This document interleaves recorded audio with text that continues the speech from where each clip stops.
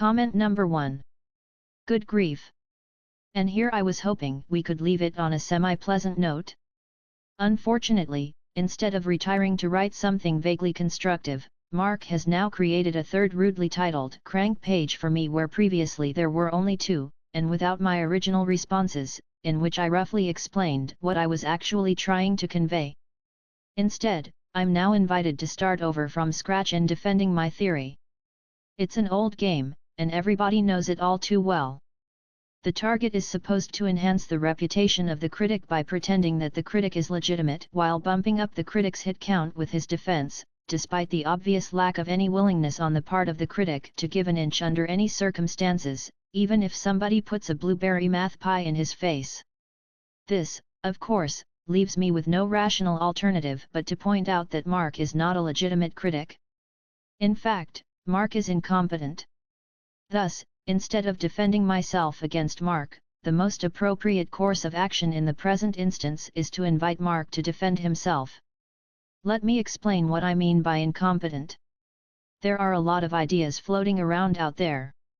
Some are good, others are bad, others aren't so attractive to the naked eye, but improve under magnification. Many of the best ideas have come in this form, and sometimes the magnification process is not complete until long after publication. A three-way partition can also be applied to internet pundits, for example Mark, who entertain themselves and their readers by evaluating the ideas of others. Some are good at it, others are not so good, and others are a complete waste of time and bandwidth. The value criteria for distinguishing among good and bad ideas are fairly cut and dried. 1. Syntactic consistency. Is the idea well-formed and logically consistent? Y/N. 2. Semantic consistency. Is the idea consistently applied to its universe? Y/N. 3. Relevance. Is the idea relevant to its purported content or the problem to be solved? Y/N. The competency criteria for distinguishing among evaluators, for example Mark, are equally obvious. 1. Comprehension. The evaluator makes sure he fully understands the ideas he evaluates and refrains from attaching extraneous constructions, speculative interpretations, or inappropriate conceptual models, even in the face of uncertainty regarding the proper interpretation. 2. Discernment. The evaluator possesses the willingness, the knowledge, and the intelligence to properly and thoroughly apply value criteria 1 to 3. 3. Neutrality. The evaluator limits his judgments to value criteria 1 to 3, and withholds final judgment on ideas to which he is unable to apply criteria 1 to 3 with reasonable certainty, for example, in fields outside his areas of expertise, or where he bumps up against his intellectual ceiling. In scholarly discourse, evaluators are required to justify their judgments. Those who display inadequate comprehension, discernment, or neutrality in their judgments, having failed one or more competency criteria, are by definition incompetent. Among incompetent evaluators, the worst of breed are obviously those who chronically fail all 3 competency criteria. With regard to my essay, Mark fails all 3 competency criteria. Indeed, he readily admits to it. This renders Mark incompetent, by his own admission, to do what he's trying to do here. Accordingly, he fails to qualify as a legitimate debunker, crank fighter or whatever it is that he likes to call himself, instead constituting a mere pain in the neck and leaving me nothing sufficiently coherent to defend against. In fact, it's a bit worse than that.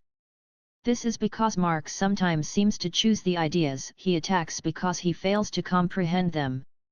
In other words, it's not just that Mark randomly encounters ideas he's unfit to evaluate, and then does so anyway just to be a pain in the neck, it's that for Mark, personal incomprehension almost seems to be an irresistible evaluation stimulus. Of course, in keeping with his overall incompetence as an evaluator, Mark doesn't understand this.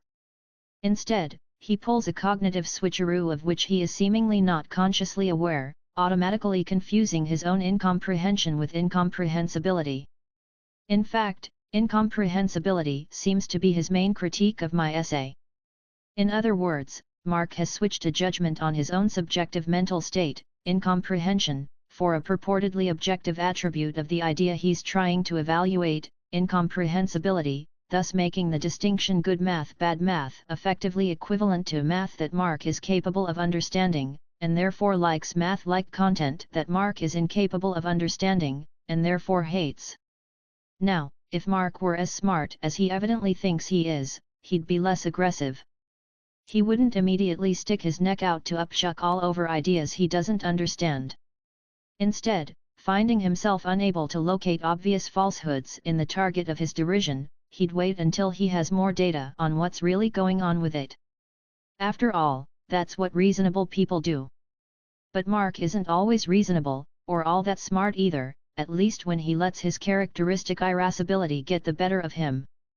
In fact, as we've already established, he can be an incompetent little pain in the neck. In fact, he often appears to wallow in irrationality with what appears to be near demonic relish.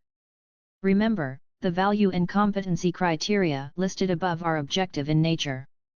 This isn't just an opinion, it's a rock-solid indictment of Mark's incompetence as an evaluator of ideas that he considers sufficiently mathematical to merit his special attention, but about which he actually can't tell his ass from his elbow. This doesn't necessarily mean that nothing Mark says makes sense. Some of what he says obviously does make sense. But some does not, and that's where Mark tumbles into incompetency. Obviously, as the very first order of business here, Mark needs to mend his incompetent ways. I hope we've managed to avoid any problems with English comprehension this time around. Comment number 2. Okay, I think we've waited about long enough for Mark to defend himself from the charge of incompetence. You know, it never looks good when the proprietor of a highly contentious website hides behind his commentators. It tends to destroy the forum as an appropriate setting for serious intellectual discussions. So I trust that Mark has merely been busy, or better yet, that he recognizes the futility of trying to defend his indefensible behavior.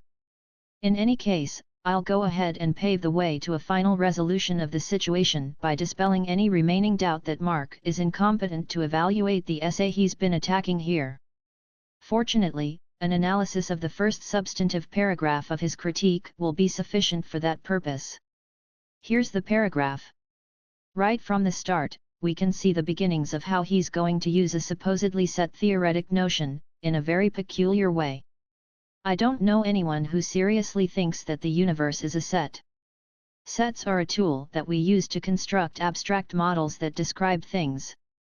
The universe isn't a set, it's the universe. And yet a huge part of his argument is, ultimately, based on disproving the idea that the universe is a set, based on silly word games. Let's have a look the above paragraph sentence by sentence.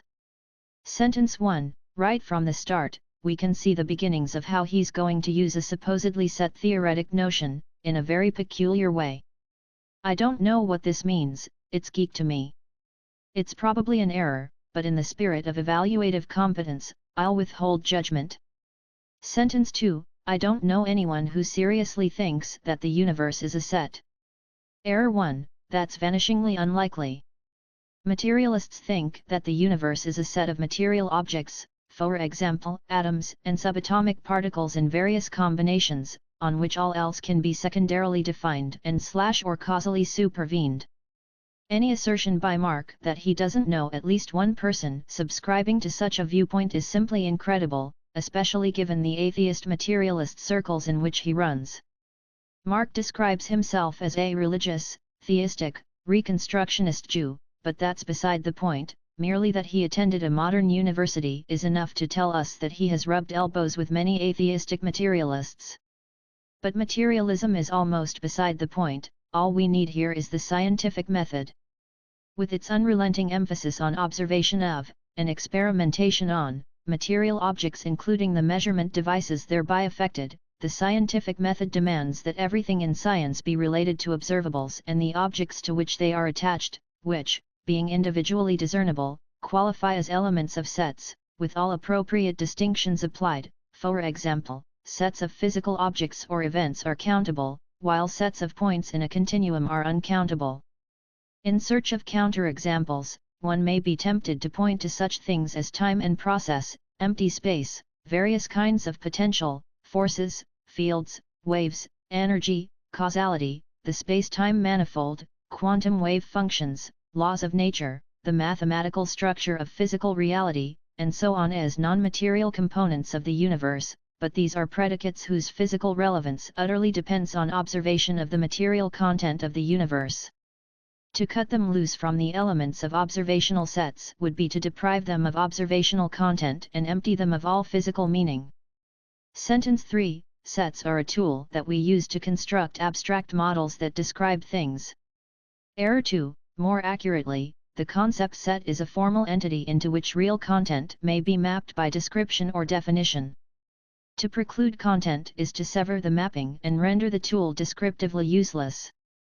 Everything discernible, directly perceptible, within the physical universe, including the universe itself, as a coherent singleton, can be directly mapped into the set concept, only thusly are secondary concepts endowed with physical content.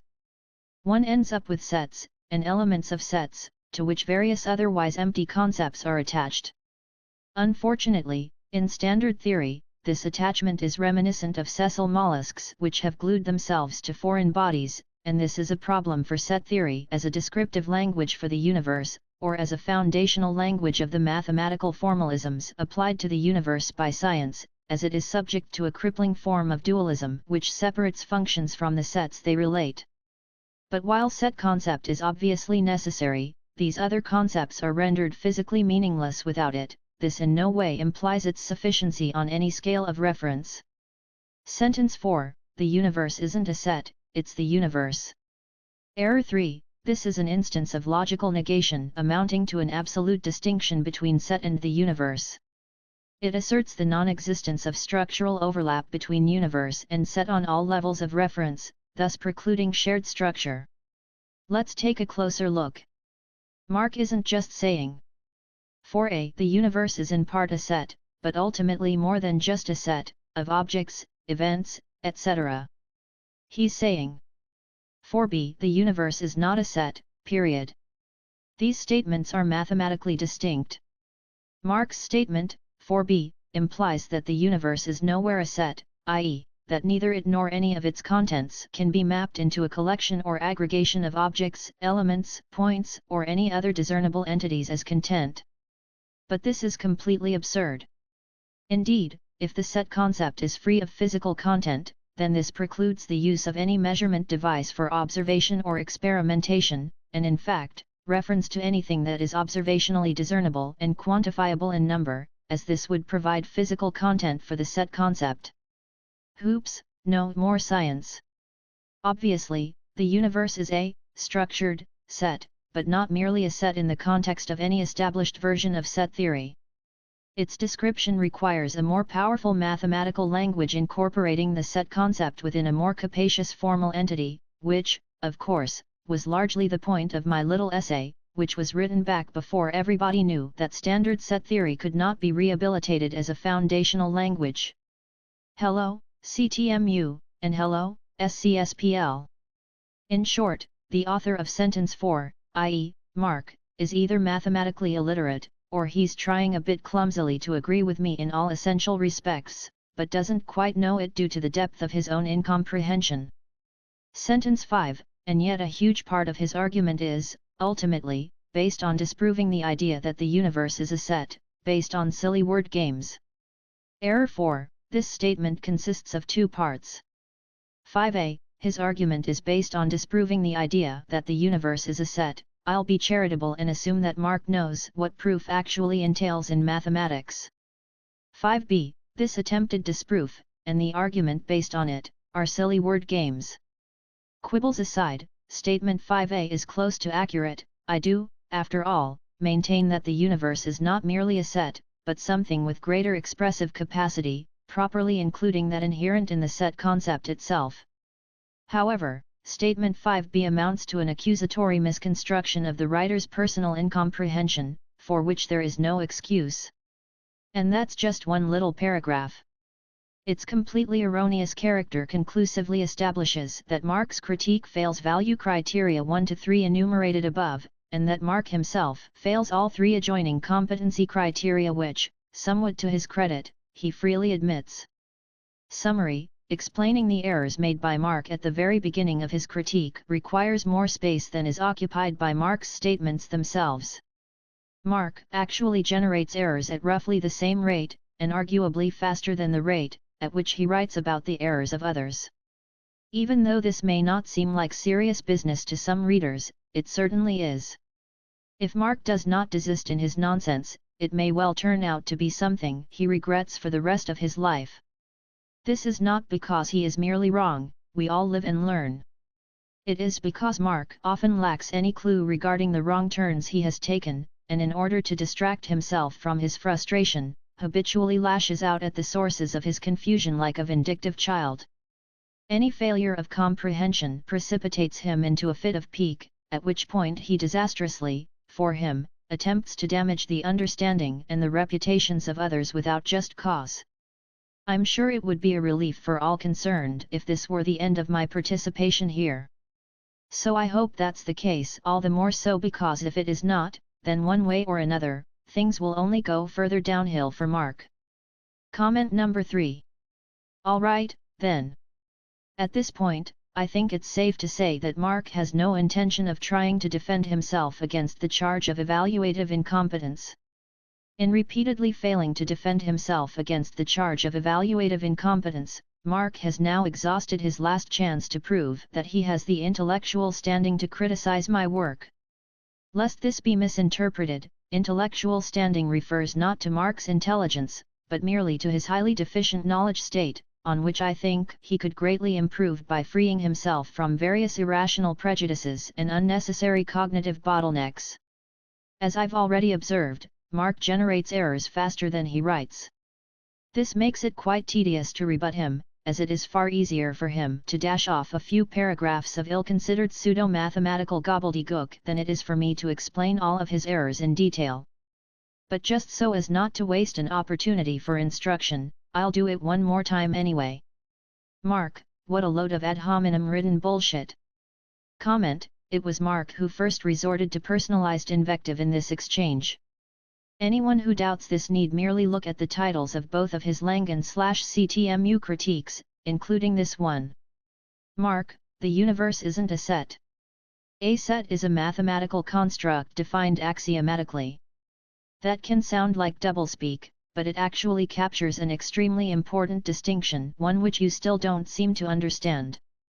Error 1, a set is not a mathematical construct defined axiomatically. That would be set theory.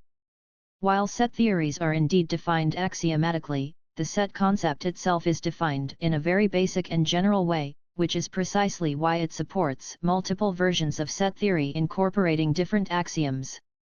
Everybody around here seems to like Wikipedia. Well, here's how Wikipedia defines set. A set is a collection of distinct objects, considered as an object in its own right. Sets are one of the most fundamental concepts in mathematics, sufficiently fundamental, in fact, to nucleate different axiomatic theories and play an indispensable role throughout mathematics. This definition is qualified and restricted by various strains of set theory, but it remains essentially intact as theoretical context varies. More advanced versions of set theory improve on naive set theory only by adding distinctions and restrictions. For example, NBG adds the concept of classes, while ZF proscribes self-inclusion. Such advanced theories do nothing to expand the expressive capacity of the basic set concept. Error 2, because the universe fulfills the definitive criteria of the set concept, and more, it is at least in part a structured set. Mark seems to believe that set, being a concept or formal entity, cannot possibly describe the universe. After all, the universe is not a mere concept, but something objective to which concepts are attached as descriptive tools. But to the extent that concepts truly describe their arguments, they are properties thereof. The entire function of the formal entities used in science and mathematics is to describe, i.e. serve as descriptive properties of, the universe. Obviously, not all formal entities qualify as properties of the things to which they are attributed. For example, the formula abracadabra, X, Shazam, is just a nonsense formula in which X has been written without attention to fact, and can hardly be described as a property of X. However, When a form duly reflects the actual structure of X, for example, when it is an isomorphism or a model of X which attributes to X the distinguishable, observationally replicable structure we actually observe when we look at X, it indeed defines a property of X, at least for scientific purposes. For example, where X is actually green, reflects green light, the form X is green ascribes the property greenness to X. Similarly, because the formal entity set, meaning collection of distinct objects, actually describes the structure of the universe, which is in fact a collection of distinct objects, plus additional structure, the property of being a set is a factual property of the universe, and this permits us to say the universe is a set. Error 3. Previously, Mark was caught substituting CTMU incomprehensibility for his own personal incomprehension regarding the CTMU. Here he goes a step further, substituting my alleged incomprehension for the alleged CTMU incomprehensibility that he originally substituted for his own personal incomprehension of the CTMU. Instead of standing pat on his own personal confusion, he wanders ever farther afield, from his own mental state to an allegedly objective attribute of a theory to another mental state, this time, somebody else's. This is not how sound mathematical reasoning is conducted. Mark, in math, we build mathematical models of things in order to study and understand them. The mathematical model is an abstract description that's useful for developing an understanding of the thing that it models, but the model is not the thing that it models. A set is a mathematical model that's useful for describing many things. There are many things in the universe that can be modeled very well using set theory. But that's entirely different from saying that the universe, or that anything in the universe is a set. A mathematical model is not the thing that it models. Error. Mark is having a terrible problem distinguishing set from set theory. As I've just pointed out, being a set is in fact a property of the universe. That's because set is defined as a collection of distinct objects, and the universe is in fact a collection of distinct objects, and more. The definition of set correctly, if only partially, describes the structure of the universe, and nothing can be separated from its structure. Remove it from its structure, and it becomes indistinguishable as an object and inaccessible to coherent reference. I also get the impression that Mark is confused regarding the definition of model, which comes in two strengths. In logic, a model is a valid interpretative mapping, i.e., an interpretation of a formula A or class of formulae A** under which A, or every formula of the class A*, is true. The argument is generally a mathematical language with its own formal structure, while the image is anything that makes the argument true by virtue of identical structure up to isomorphism. Of course, this situation is symmetrical. Just as content instantiates a language, the language describes its content, and where validity is given, we have a model in either direction. The model includes both ends of the mapping, argument and image, in the form of shared structure. So much for logic. In less formal contexts, the term model may be used in a less exacting way, the validity criterion of the mapping may be relaxed. The model can then be structurally non-identical to the argument, as when a scientist tentatively applies some mathematical description to a phenomenon without being sure that the description is correct, for example, because inobvious features of the argument and/or image may be irreconcilable with the explicit part of the mapping. In this case, the model is not a legitimate property of the object thereby modeled, and can thus be separated from it without depriving the argument of structure. This is the sense in which Marx seems to be using the term. Unfortunately, it is not the sense in which I usually employ the term, i.e. the logical sense, and it is my work that Mark has been criticizing. Mark, there are also many things in the universe that cannot be modeled very well using set theory.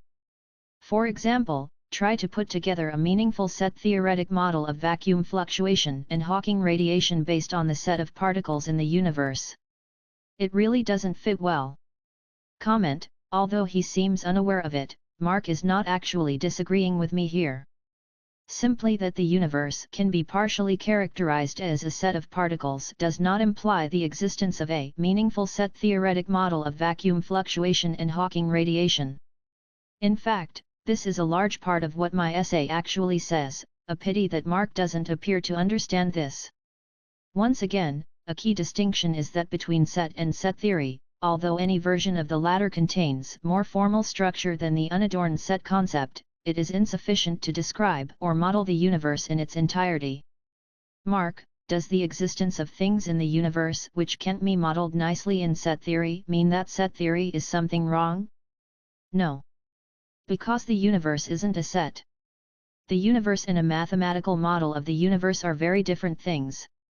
There are many different possible mathematical models of the universe.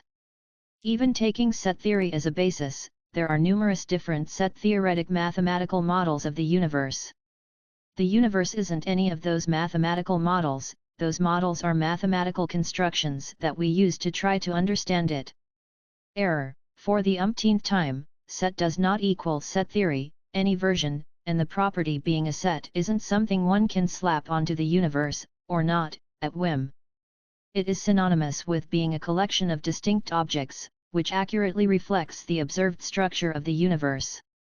This makes it an actual property of the universe. If the universe does not possess the property being a set, or if one prefers, being valid content of the formal entity set, then the set concept cannot be properly applied to the universe even as a tool. But then, the natural and mathematical languages to which the set concept is fundamental cannot be properly applied to the universe either, and science is impossible. This is called reductio ad absurdum. It consists in the derivation of an absurdity or contradiction from Mark's initial premise that the universe is not a set. Mark, the lack of understanding of this distinction, the difference between a model and the thing that it models, runs throughout your writing. Error, in logic, a model is an interpretation, interpretative mapping, of a formula A or class of formulae A** under which A, or every formula of the class A**, is true. That is, it is a valid interpretative mapping. Because it is valid, it is an actual property of the thing modeled. Just as Mark can construct a verbal model of himself which factually represents his actual properties, the person named Mark corresponds to the formal entity, a software engineer who is also a religious, theistic, Reconstructionist Jew. He can start with the model and then apply it to himself as a compound property. Mark is a software engineer and a religious, theistic, Reconstructionist Jew. The model reflects one or more actual properties displayed by Mark. Mark, it's part of why you try to talk about syntax in your model in a way that doesn't make any sense to people who know what syntax means in math and logic. Because you muddle important distinctions.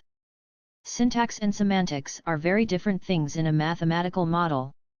But if you insist that the mathematical model is indistinguishable from the thing that it models, then the syntax of an object is the object, the semantics of an object are the object, and therefore the syntax and semantics of the object are exactly the same thing because they both are the object.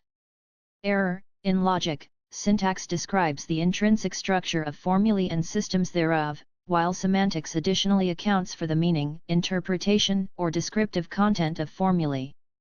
Essentially, the syntax-semantics distinction is as simple as the form-content distinction on which it is based.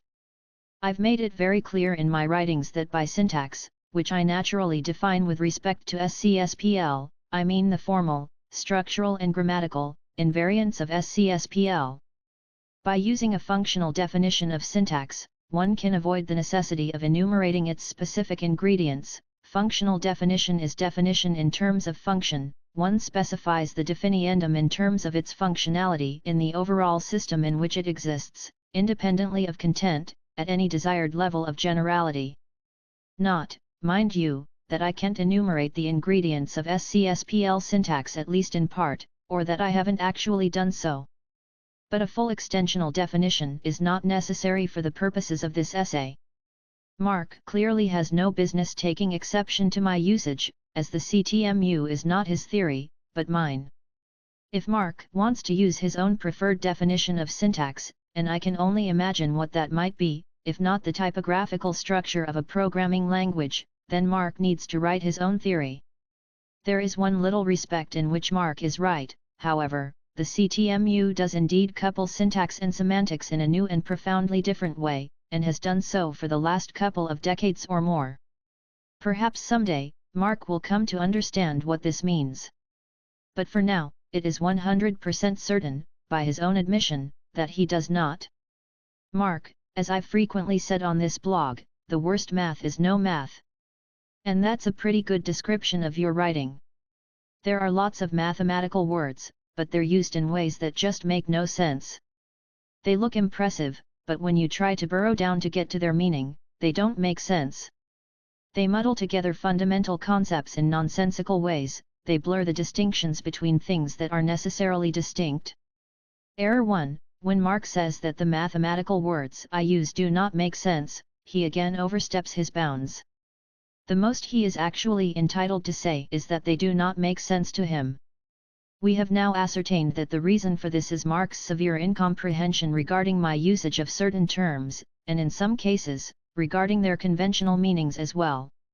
Error 2. Mark should not keep assuming that there is no math underlying the CTMU and my various descriptions of it, especially after he has been caught making errors of mathematical comprehension in connection with it. As Mark observes, there is plenty of mathematical terminology in this essay, and it has indeed been correctly and relevantly employed. Like it or not, that's mathematical content. The most Mark can say is that he disputes this content, dismisses it as irrelevant or inconsequential, or doesn't understand it, which, in any case, we already know beyond any shadow of doubt. Error 3. Mark says that my essay blurs the distinction between certain fundamental concepts. In the present context, one may assume that he has two specific distinctions in mind, model universe and syntax semantics. But as we have already seen, it is Mark who does not understand these distinctions, at least in the context of the work he is criticizing. Mark, worse, even if you ignore much of the muddled reasoning, you still can't make this stuff work. If you actually take the word salad and try to render it as math, what you get is something very much like naive set theory. Unfortunately, naive set theory doesn't work, it's inconsistent. And your system, which by definition embeds itself, necessarily includes all of the inconsistencies of naive set theory. Error 1. Again, Mark is attempting to impute the muddled character of his own mental state to the reasoning in my essay. This is evaluative incompetency, plain and simple. See the value and competency criteria enumerated above. In view of his personal befuddlement, it is simply impossible for him to say whether or not the CTMU can work. Error 2. Again, while I am employing the basic set concept in my reasoning, I am not employing naive set theory. Nor am I employing any more advanced version of set theory. Such versions improve on naive set theory only by adjoining extra distinctions and restrictions that do nothing to expand the expressive capacity of the set concept, or any other concept general enough to suffice as an ultimate reductive entity. Mark, of course, you won't actually address any of these problems. You'll just wave your hands around and insult me some more. Comment: it is not my responsibility to solve problems which are functions of Mark's personal incomprehension rather than anything actually relevant to my work. And my goal here has not been to insult Mark, but merely to get to the bottom of his incomprehension and establish that he has no business flinging insults like crank around when he clearly doesn't understand who or what he's attacking. Mark, I remain uncertain of just how it is that doing that somehow defends the validity of your theory, but that's probably just because I'm not as smart as you. I have not considered whether I'm smarter than Mark or vice versa. That's because such a judgment would detract from the content of the discussion. Even though I do find him deficient in the kind of knowledge he'd actually need to properly read my work, I actually think he's probably pretty smart, all considered. I just think that he's verbally incontinent and incompetent as an evaluator of my work. Bottom line, philosophically and mathematically speaking, Mark is what one would call a hardcore dualist. This is because he makes a hard and uncompromising distinction between form, for example, set, model, and content, for example, universe. As we have seen, Mark cannot possibly justify this form of dualism, as it has the effect of separating the universe from the structural properties in terms of which we scientifically identify it and reason about it at any stage and on any level. Mark is obviously a decent computer programmer. This is implied by the fact that he's a senior software engineer for Google. But just as obviously, he is neither a mathematician nor a philosopher. Writing good code is not easy, and Mark deserves respect for his evident ability to do it. But he should either stow the math blog, or trim his sails and try to stay closer to home. He is simply not up to going toe-to-toe with all of those on whom he targets his uncontrollable resentment. Regarding Mark's commentators, thanks for your participation. Some of you have offered, amidst the noise, what almost seems to be intended as constructive and well-meant advice. To the extent that this is actually the case, your efforts are appreciated. I would merely advise you not to leap so readily to what seem to be your highly standardized conclusions regarding me, my level of knowledge, and the originality and profundity of my writing, lest you end up disappointed and embarrassed as a result. If I pop in here again, it will be strictly as an undeserved favor. Good day to all of you. Comment number 4. Mark, when I look at your writing, it's like trying to decode gibberish. I'm not just saying that, I really mean it. You claim you can't understand a word I write, but for me it's the other way around. I've already tried repeatedly to tell you, your ditto heads, and other commentators in plain English that my essay nowhere relies on naive set theory, and in fact can be construed as a condemnation of naive set theory for philosophical purposes. Yet here you go again, behaving as though I said the exact opposite. Your only possible justifications are, 1, that I'm lying about not using naive set theory, or, 2, that I'm so asleep that I don't know when I'm relying on naive set theory and when I'm not. But to my way of looking at it, both of those claims are absurd. I feel like I walked into a seedy diner and ordered the fresh garden salad only to have the proprietor hand me a day-old corn dog with a couple of bites missing and a check that reads 1 salad plus tax, no credit. In fact, I'm reminded of a sad old joke. Somewhere in the deep south of yore, a bus containing a black gospel choir was on its way to a revival. Suddenly, a car stopped on the shoulder of the road, pulled out directly in front of the bus. Panicked, the driver cranked the wheel as hard as he could, veering directly into the path of an oncoming semi. Unable to stop, the fast-moving semi ripped open the midsection of the bus, strewing the highway with dead or injured passengers, some moaning in pain. A minute or two later, an archetypal redneck and his woman drove up in a pickup truck.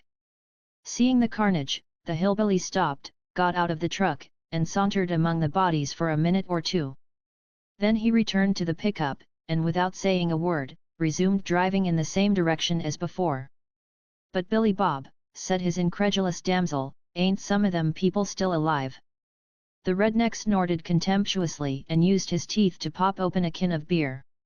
"Way Lurleen," he drawled after a long and satisfying gulp, "some of em sa yud they was. But you know how them at number $% and s lie. Ring a bell." On a more serious note, I think I know what your problem is. As soon as I mentioned the words self-including set in the essay, a little warning buzzer went off in your head. What you should have said to yourself at that point was, he's right if the universe is a set, and if the universe actually implements self-inclusion in any way. After all, he has explicitly stated that when it comes to the universe, there's ultimately nothing external to contain it or serve as a medium or background for it. Then really what we'd have is something at least reminiscent of a self-inclusive set. But since that's a violation of logic associated with naive set theory, which everyone knows doesn't work, this guy must be trying to describe, or at least pointing in the general direction of, a new way of eliminating the contradiction. So maybe I'd better try a little harder to get the message. Even if I can't quite get it right, at least I won't be guilty of getting it all wrong. Instead, what you evidently said to yourself was more like this: "Oh man, this fool is absolutely out to lunch. Self-including set indeed. When I get done with him, this crank is going to be sorry he ever dared to open his mouth.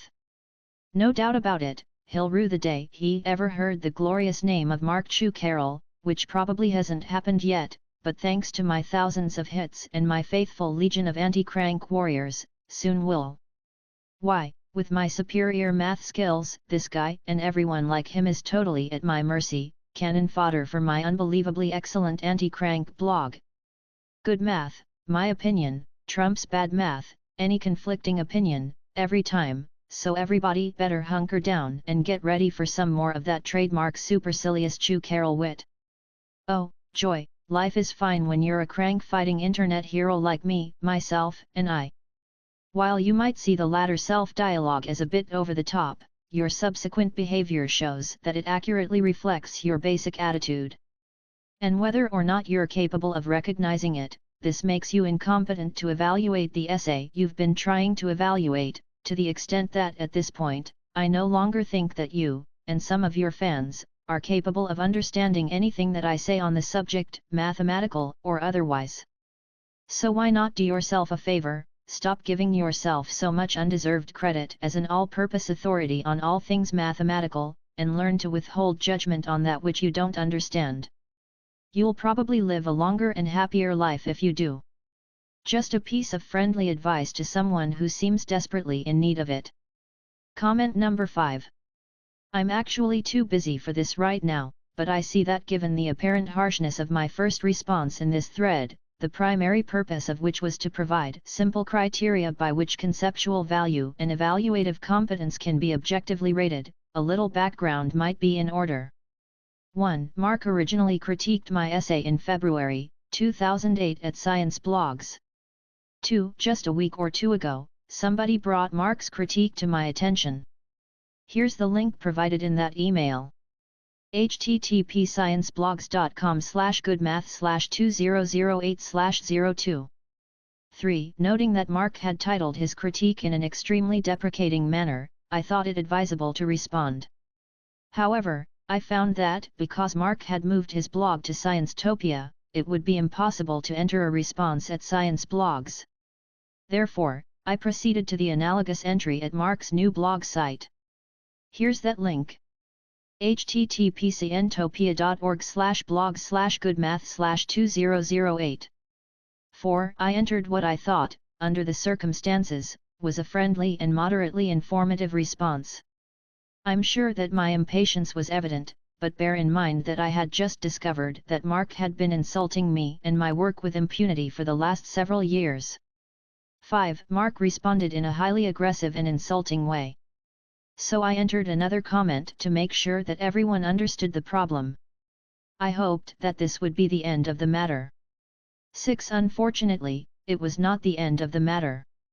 Mark moved a slightly updated version of his critique to the current front page of his blog, under an arguably even more insulting heading, in an apparent effort to teach me the following lesson. Hey at number $% and, you don't mess with Mark Chu Carroll, except at your peril. The wording is my own, I'm merely trying to approximate what seemed to be the message that Mark was sending by renewing his critique under the heading he chose. If one thinks about it a little, this may at least begin to explain the harshness of my tone. While I understand that some people might find my language excessive, I'm afraid I can't agree. In fact, I think that my language has been quite controlled under the circumstances. Thanks for your attention. Comment number 6. There seems to be a little confusion here. The poster anonymous is not me, and has not been authorized to speak for me. He is proceeding on his own initiative, using his own understanding of the theory, in which he has not been coached or personally instructed by me. Of course, he is free to do what he has chosen to do. But thus far, he has not handled this discussion quite as I would have handled it. This forum belongs to Mark Chu Carroll, and because Mark is forthrightly using his real name attached to his real credentials, his name and reputation are on the line, which is exactly as it should be. Almost without exception, the rest of you are trying to argue without answerability, and unsurprisingly, your argumentation is shoddy. In fact, most of it is so bad that it would be a complete waste of time for me to address it at all. I'm simply too busy for that.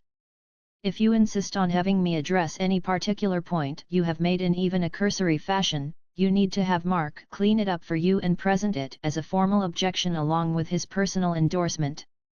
None of this is negotiable. This way, Mark will pay the price for upholding whatever nonsense I'm forced to spend my valuable time dismantling. Alternatively, if you actually claim any qualifications in this field, you can provide such information as will allow you and your home institution to be unequivocally identified and thoroughly checked out by all concerned.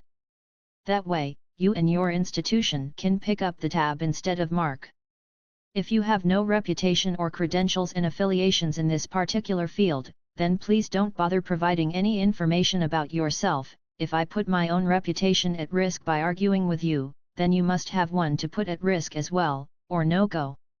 In situations like this one, such reciprocity is only fair. Thanks for your attention, and have a nice day. Comment number 7.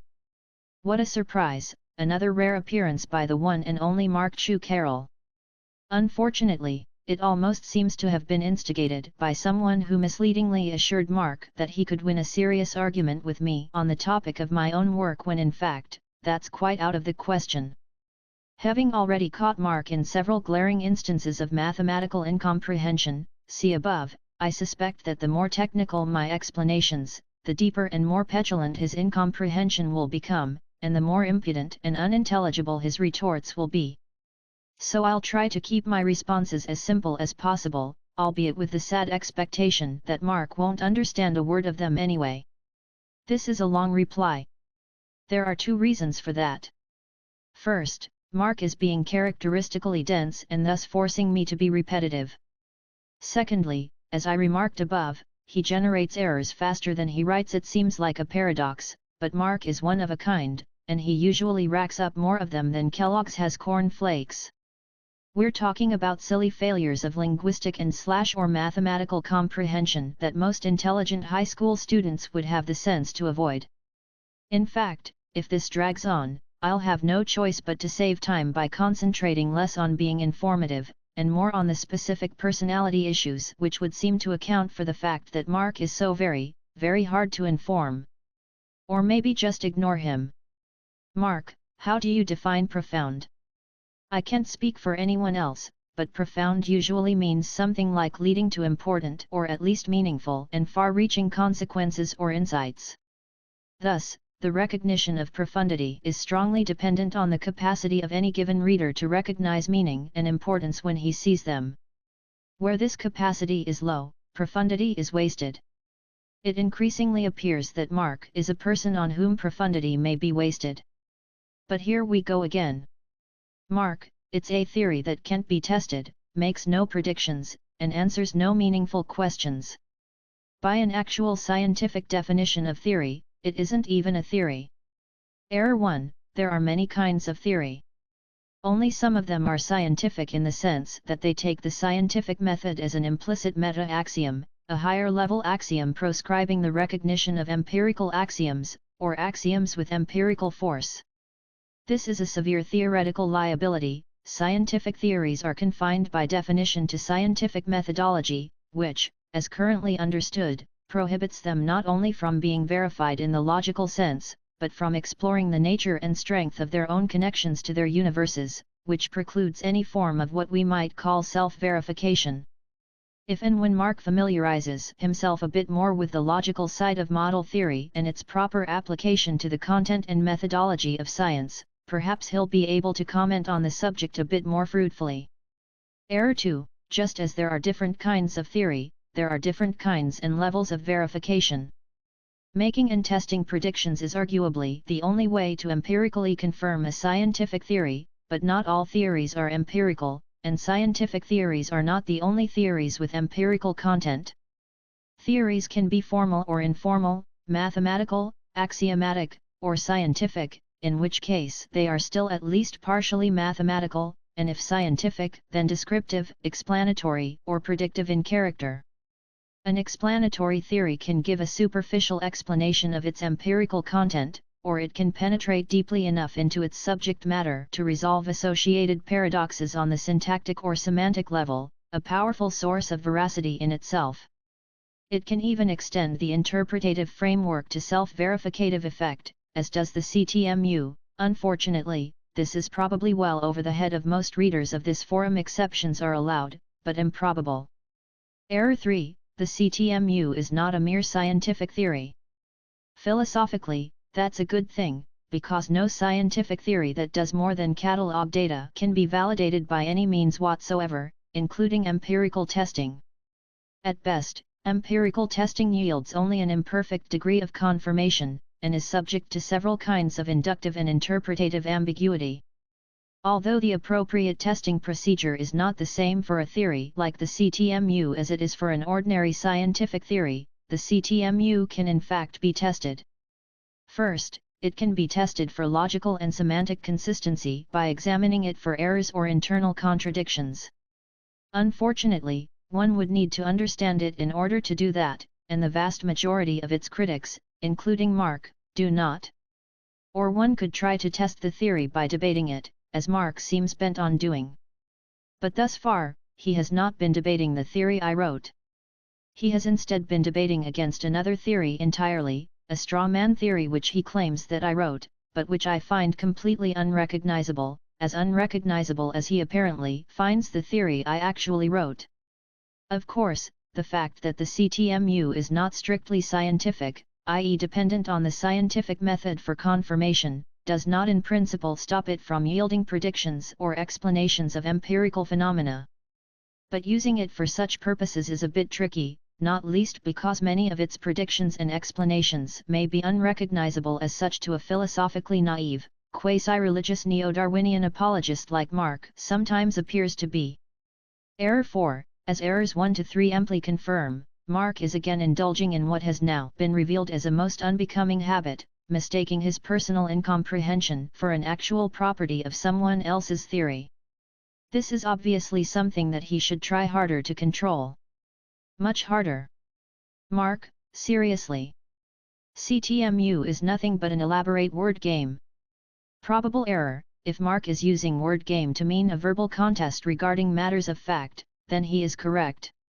But if he's using the term to mean words chosen merely to create the illusion of victory in some basically meaningless, content-free debate or other communicative process, which is probably what he's doing, then he is mistaken.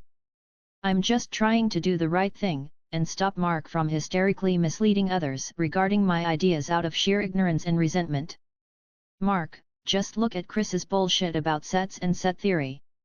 He bobs and weaves, but completely avoids defining what he means by the word set.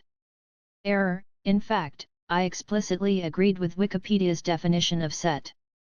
Mark evidently disagrees with that definition. The burden is now on Mark to explain why it is wrong, why the universe fails to instantiate it, or failing that, why it automatically implies reliance on some specific brand of set theory that Mark loves to hate. Mark, it's not sets from Cantor's naive set theory. It's not sets as defined in NBG. It's not sets as defined in ZF. Error, ruling out these versions of set theory is pointless, because my usage of set is indifferent to any standard version of set theory. When Mark insists on shackling this definition to his least favorite version, he renders the concept foundationally irrelevant, necessitating its replacement by a more basic and flexible kind of mathematical object and language. Mark, in fact, he gets annoyed when you talk about set theory because, he insists, he's talking about sets, not set theory. Mirabile dictu, a point of agreement. Of course, we differ on its significance. Mark, that's an amazingly ridiculous thing to say from someone who claims to be discussing a scientific theory. Error, I do not claim to be discussing a scientific theory. If I were to make such a claim regarding the CTMU, it would imply an extended definition of science achieved by eliminating the dualistic brick wall that sits between theory and observation in the standard formulation of the scientific method, something which people who sound like Mark typically have no idea how to do, and which they often assume to be impossible. Again, this in no way implies that the CTMU is devoid of empirical content. Its empirical content necessarily includes the entire perceptual universe, as does that of logic. Mark, set theory is nothing but a very precise way of defining what we mean by the word set. Another point of agreement. Mark, in specifying naive set theory as the core ingredient of his personal erroneous interpretation of my essay, has been very clear that this is what he means that he thinks I mean when I use the word set. But that's yesterday's news. Error, unfortunately, Mark's personal interpretation of my interpretation of concepts like set theory, and the relationship between set theory and the general definition of a set is out to lunch a 6 or 7 martini lunch, to push the idiom. As explained above, I'm using the term set in a very general way, the way that, for example, Wikipedia uses it. If Mark doesn't like this definition, then he needs to explain why it is inadequate for my purposes even when I'm not relying on it in my essay, and why I need to settle for one standard version of set theory or another even while explicitly rejecting set theory as an exclusive basis for the CTMU. One almost gets the impression that in declaring the set concept meaningless except in conjunction with some standard version of set theory, Mark would also declare the quantum gravity concept meaningless except in conjunction with some existing and probably mistaken theory of quantum gravity. If Mark were to have his way, scientists would be unable to meaningfully address such unexplained phenomena without first adopting whatever half-baked theory might already exist regarding them, which itself can only have been formed in violation of that rule. It's a catch-22, a conflation of definition and theorization that would stop science dead in its tracks. Like so many of Mark's ill-conceived and ill-informed opinions, it makes absolutely no sense, except in certain highly restricted formal contexts, none of which are presently operative. Chris rejects any attempt to provide a precise definition of set. Error, wrong again. I explicitly deferred to Wikipedia's definition of set, which, though general, is admirably precise in its generality. Again, if Mark doesn't like this definition, then he needs to explain why it's so awful, and why I should be concerned that he doesn't understand that I'm not relying on it, except to observe, as I did in my essay, that to the extent that the universe is a set, it is seemingly vulnerable to certain paradoxes associated with sets, and therefore in need of a foundational theory capable of resolving those paradoxes on a level deeper than conventional set theory allows. Mark, why would he do that? Because his theory is transparent nonsense. Error, Mark has already been repeatedly called on the carpet for inserting his own harebrained speculations in place of the actual meaning of certain material which he absurdly pretends to have read. That carpet has just gone from threadbare to ratty. If it gets any thinner, it too will be transparent. Mark, but by refusing to define one of the fundamental base terms that he uses, he can weasel out of any actual criticism of the shoddy logic in his theory. Error, but I did define set. See how Mark is obstinately forcing me to repeat myself. I defined it just the way it is defined by Wikipedia and its reputed mathematical experts, i.e., the mathematically trained subset of Wikipedia editors allegedly involved in editing and re-editing its mathematical articles. Perhaps Mark should explain his beef with them. If Mark doesn't like Wikipedia anymore, then here's how set was defined by George Cantor. A set is a gathering together into a whole of definite, distinct objects of our perception and of our thought, which are called elements of the set. This is in Wikipedia too. Note that Cantor, once having rendered this general theory-independent definition based on perception and cognition, was no longer in a position to insist that his own naive version of set theory be shoehorned into it. This theoretic independence is what protected the general definition from being completely discarded when certain aspects of his personal theory about it came under attack.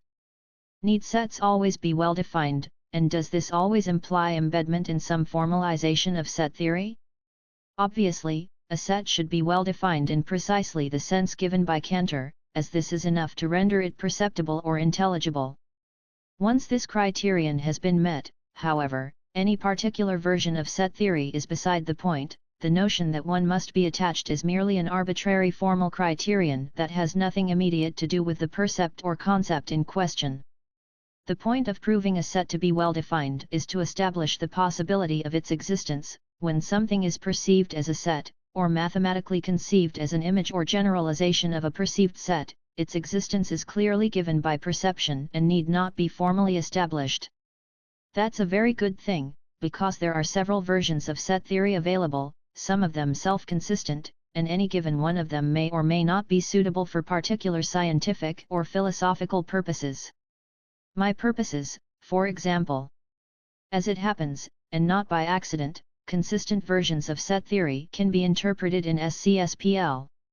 The problem is, SCSPL can't be mapped into any standard version of set theory without omitting essential ingredients, and that's unacceptable. This is why the CTMU cannot endorse any standard set theory as a foundational language.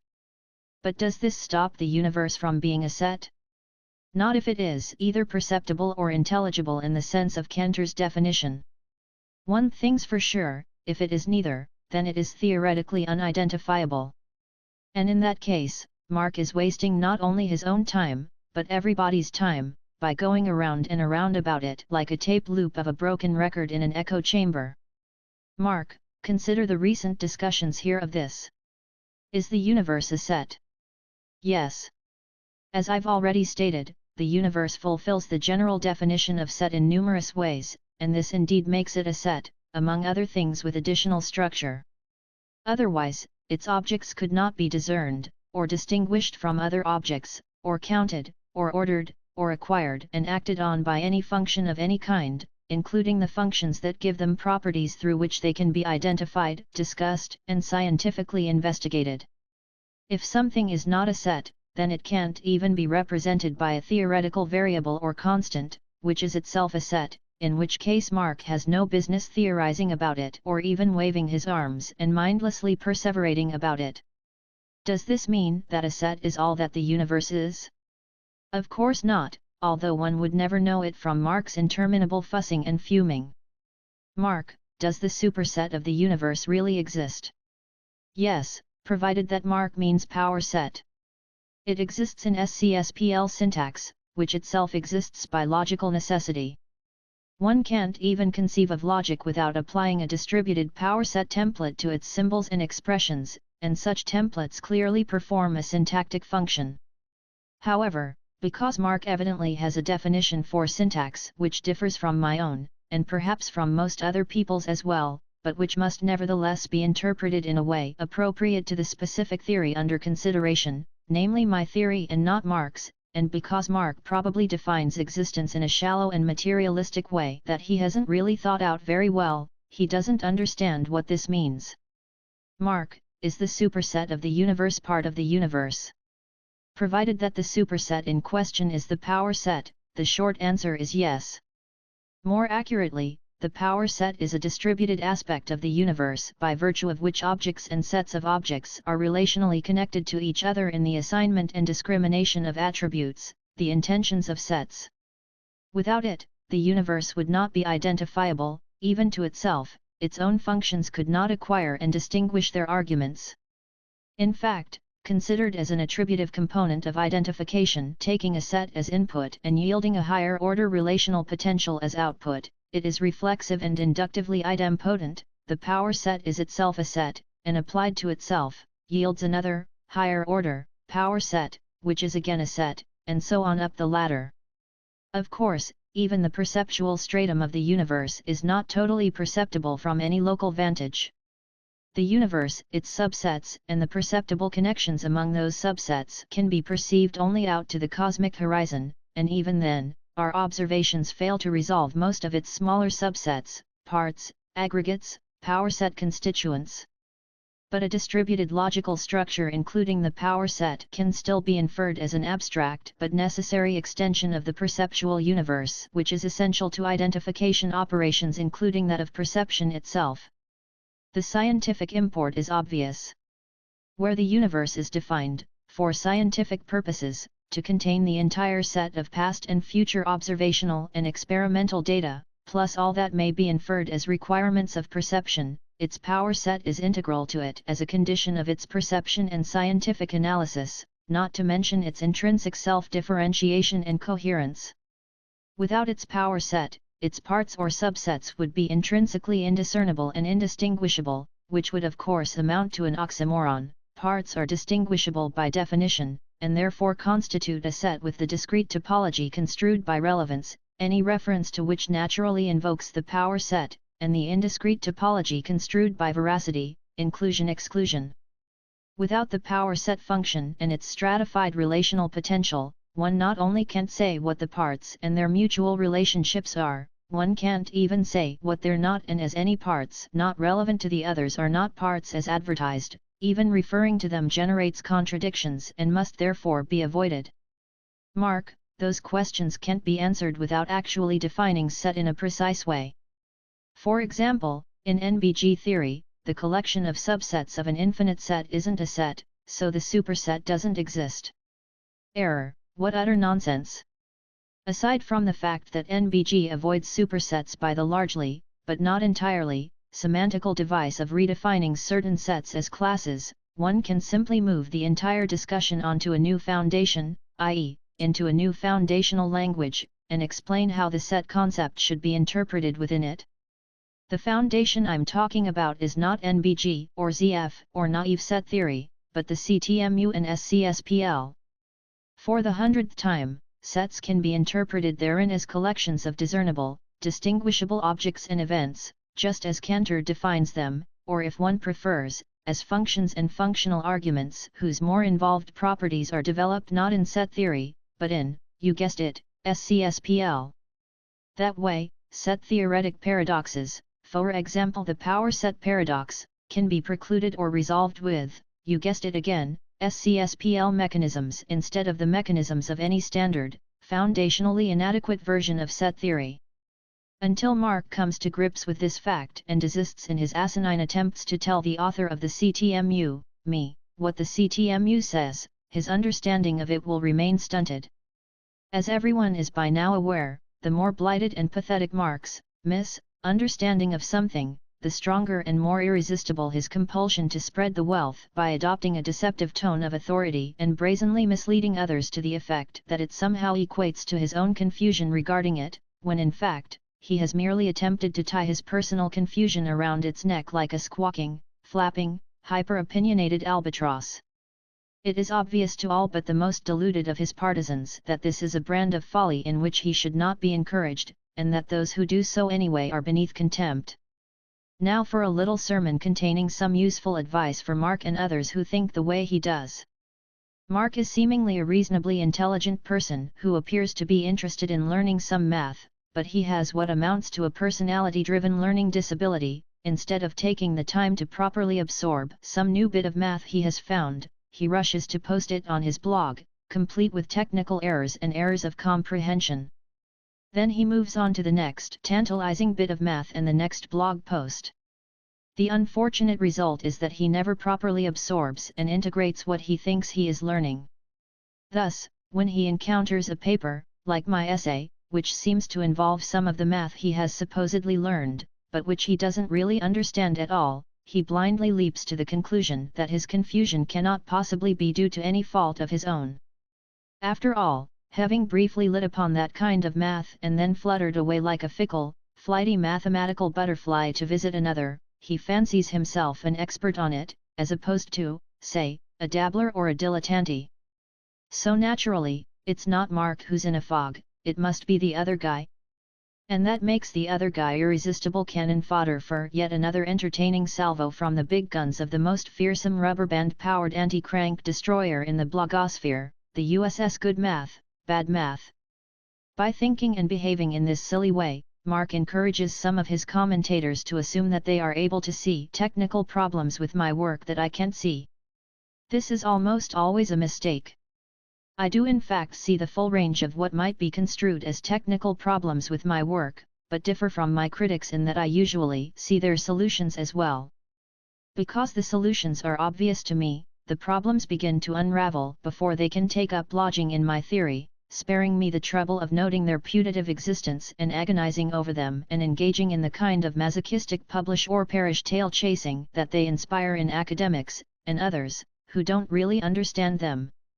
After all, academics write about problems not only to offer definitive solutions for them, but to explore gaps in their own comprehension. Unfortunately, the precious, carefully cultivated orchids of academia often forget in the course of their well-referenced but ultimately omphaloskeptical self-explorations that they very much belong to an intellectual closed shop, and that their own cognitive gaps preclude definitive judgments on the cognitive adequacy of the weeds that grow wild and free beyond the sheltering walls of their ivory tower hothouses. When Mark or one of his commentators summarily accuses me of ignorance or carelessness for appearing to ignore such problems in some piece of writing he has bumped into, thus prompting him to blow his top like Krakatoa and do his trademark hot dog dance for the tourists, he does not merely seem to be trying to pass himself off as my intellectual equal. That alone wouldn't bother me. I usually have no problem with assumptions of intellectual parity as long as people remain polite. Rather, Mark appears to be trying to pass himself off as my intellectual superior, and believe it or not, I don't have to let him get away with that if I'd rather make an issue of it.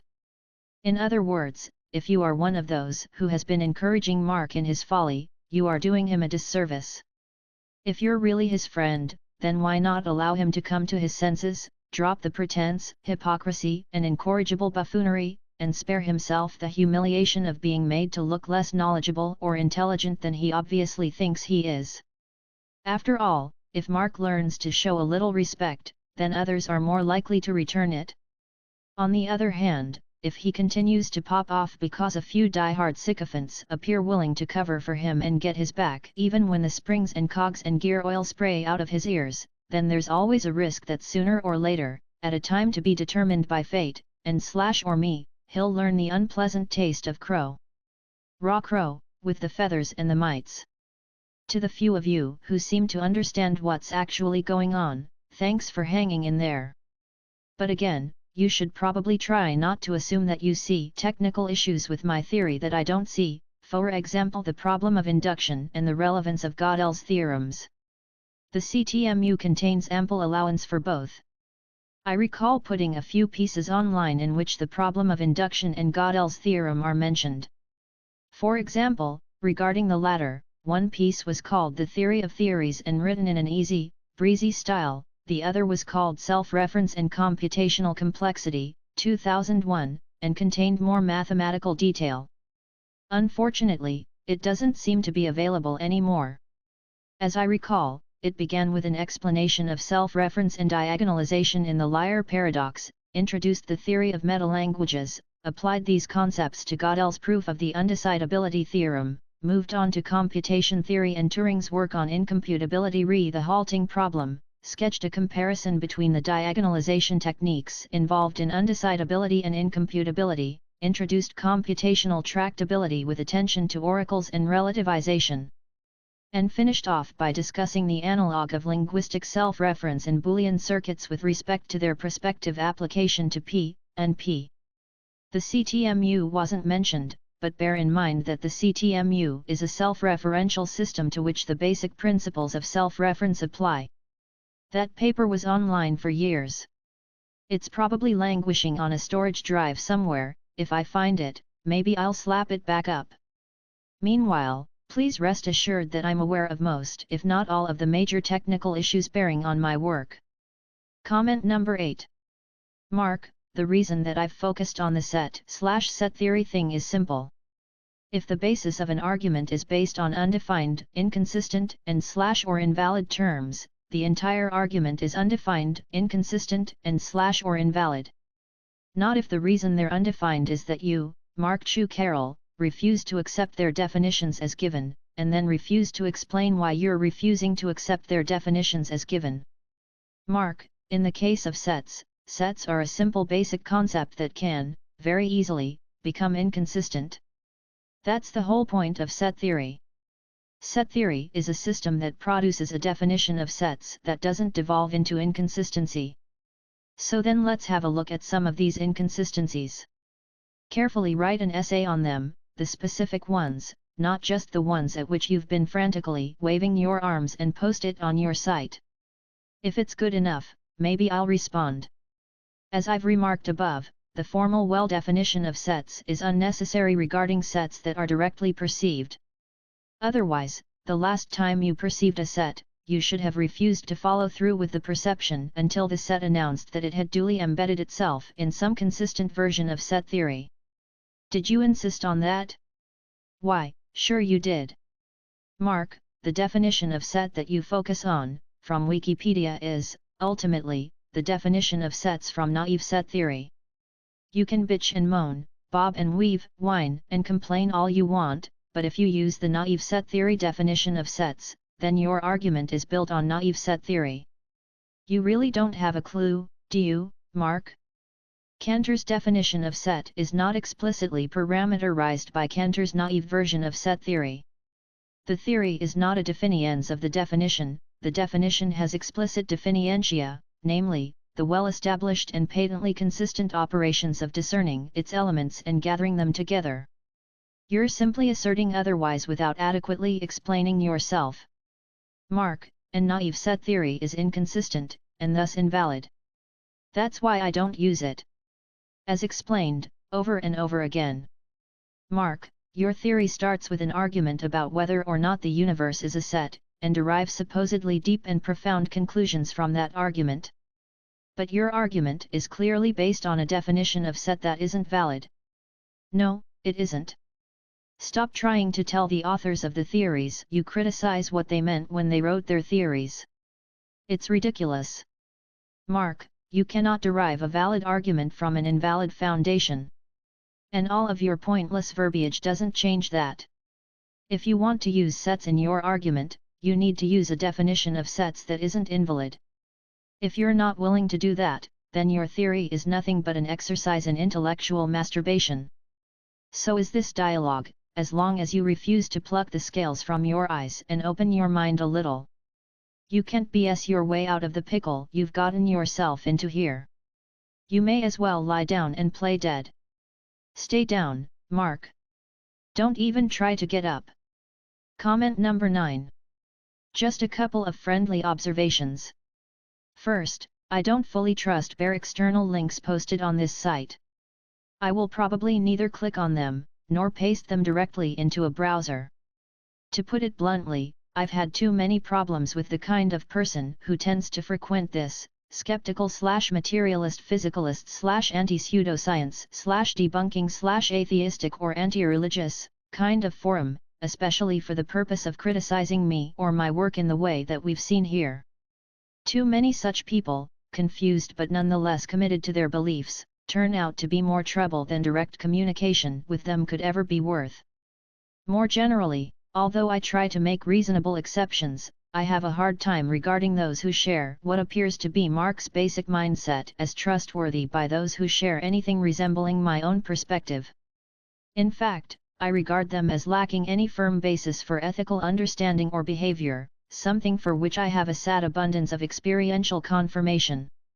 Of course, this is a statistical judgment which says nothing personal about Mark or anyone else. Secondly, it's a small world, for some of us, at least. I'm familiar with Robert Pirsig's work because, at one time, we shared certain acquaintances. It's something that I've heard enough about and even find interesting. Robert is clearly a very bright man, but which I find a bit too nebulous to be very useful to me. On the other hand, some of his ideas make a great deal of sense as far as they go, so please don't rush to the conclusion that I dismiss his philosophy. It's just that comparing it to the CTMU would be like comparing a Ford Model T to the Starship Enterprise. Any associated knowledge transfer would be pretty much one way, from me outward. Such a transfer will probably occur one of these days, but on my own terms and in my own good time. To the extent that anyone's interest in my work is sincere, I very much appreciate it. But please try to remember that when you read something I've written about it, you're probably reading a highly simplified version from which much of the detail has been regretfully omitted. Why has it been omitted? Because most people, even those who claim to know some mathematics, would merely be distracted by it, are possibly incapable of understanding it, as we've seen, or would take it as something to be misleadingly attacked out of context. With all due respect, those who assume that such detail does not exist, or believe that something I've said about the CTMU is invalidated by something they think they know, have another think coming. Premonitus, premunitus. Good day. Comment number 10. Just in case there's any residual confusion. I certainly don't want to offend those of anonymous or pseudonymous persuasion, but again, I don't usually respond to ad hominem criticism, no matter how well seasoned with psychobabble and faux mathematical punditry. Nor do I participate in fishing expeditions wherein strawmen angle for red herring under the coercive supervision of axe-wielding, axe-grinding bellyachers. If you want to engage me, or anyone else worth engaging, you'll need to do much better. You'll also need to use your real names and include some verifiable autobiographical information with your nonsense, and even then, I'd better be impressed by what I read, or there will again be no response from me. Igor, I hate to be rude, but I don't care about anyone's opinion of my intelligence. Having lived a relatively unsheltered life, I'm fine with having my intellect underestimated. I'm especially apathetic about informal Turing tests administered by college students and / or anonymous internet gadflies on sites like this one. To put it mathematically, I estimate the mathematical expectation of interacting with people who express doubt regarding my intelligence as well under zero, that is, as negative. Obviously, any loss of negative utility is a winning proposition. So via con Dios, and no hard feelings. For those who don't know anything about me, I live on a secluded ranch in the Midwest. I work the ranch myself. As I'm not a pampered ivory tower academic with no comprehension of honest physical labor, I owe no one any favors, least of all academics, aspiring academics, academic clients, or academic groupies. Instead, I sometimes try to do favors for others, regardless of their academic backgrounds. The CTMU is one of those favors. If you don't want to read it, or suspect that it is faulty, then don't read it and don't talk about it. My work is out there for those who wish to read it, not for those who don't. As far as I'm concerned, those who don't want to read it don't deserve it, and will ultimately regret their ignorance regarding it.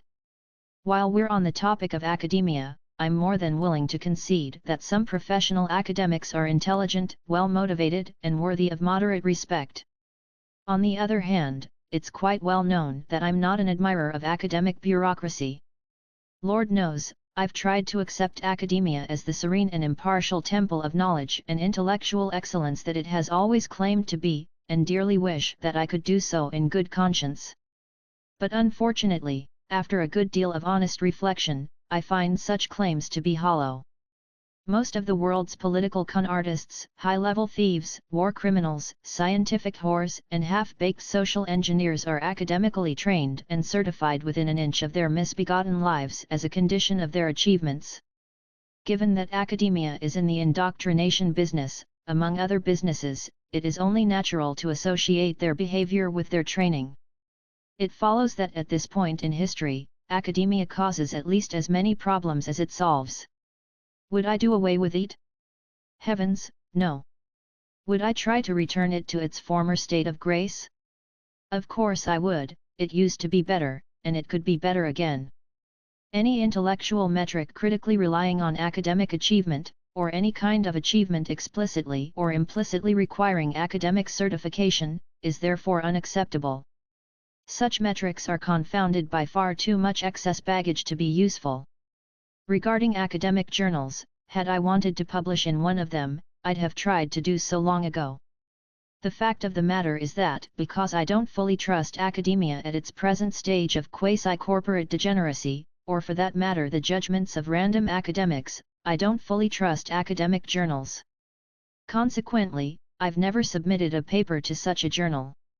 I've considered revising that policy of late, but it would have nothing to do with earning the grudging respect of academic snobs. Furthermore, if I were to do so, and some academic snob were to inform me that this has finally proven that I might have something vaguely worthwhile to say, I would immediately know that nothing worthwhile could possibly issue from the mouth or the mind of the snob in question. There's a lesson here. Believe it or not, like it or not, learning and competency can sometimes be achieved for oneself. Given a certain threshold of intelligence and the will to learn, one does not always need academia for that purpose, at least where precautionary licensure or access to expensive training equipment is not legitimately required. The smartest academics of all time have left their material in the public domain, and nobody need plant an expensive and protracted kiss on the academic Blarney Stone to obtain access to it. Similarly, it has never been shown that academia is necessary in order to teach, invent, or discover.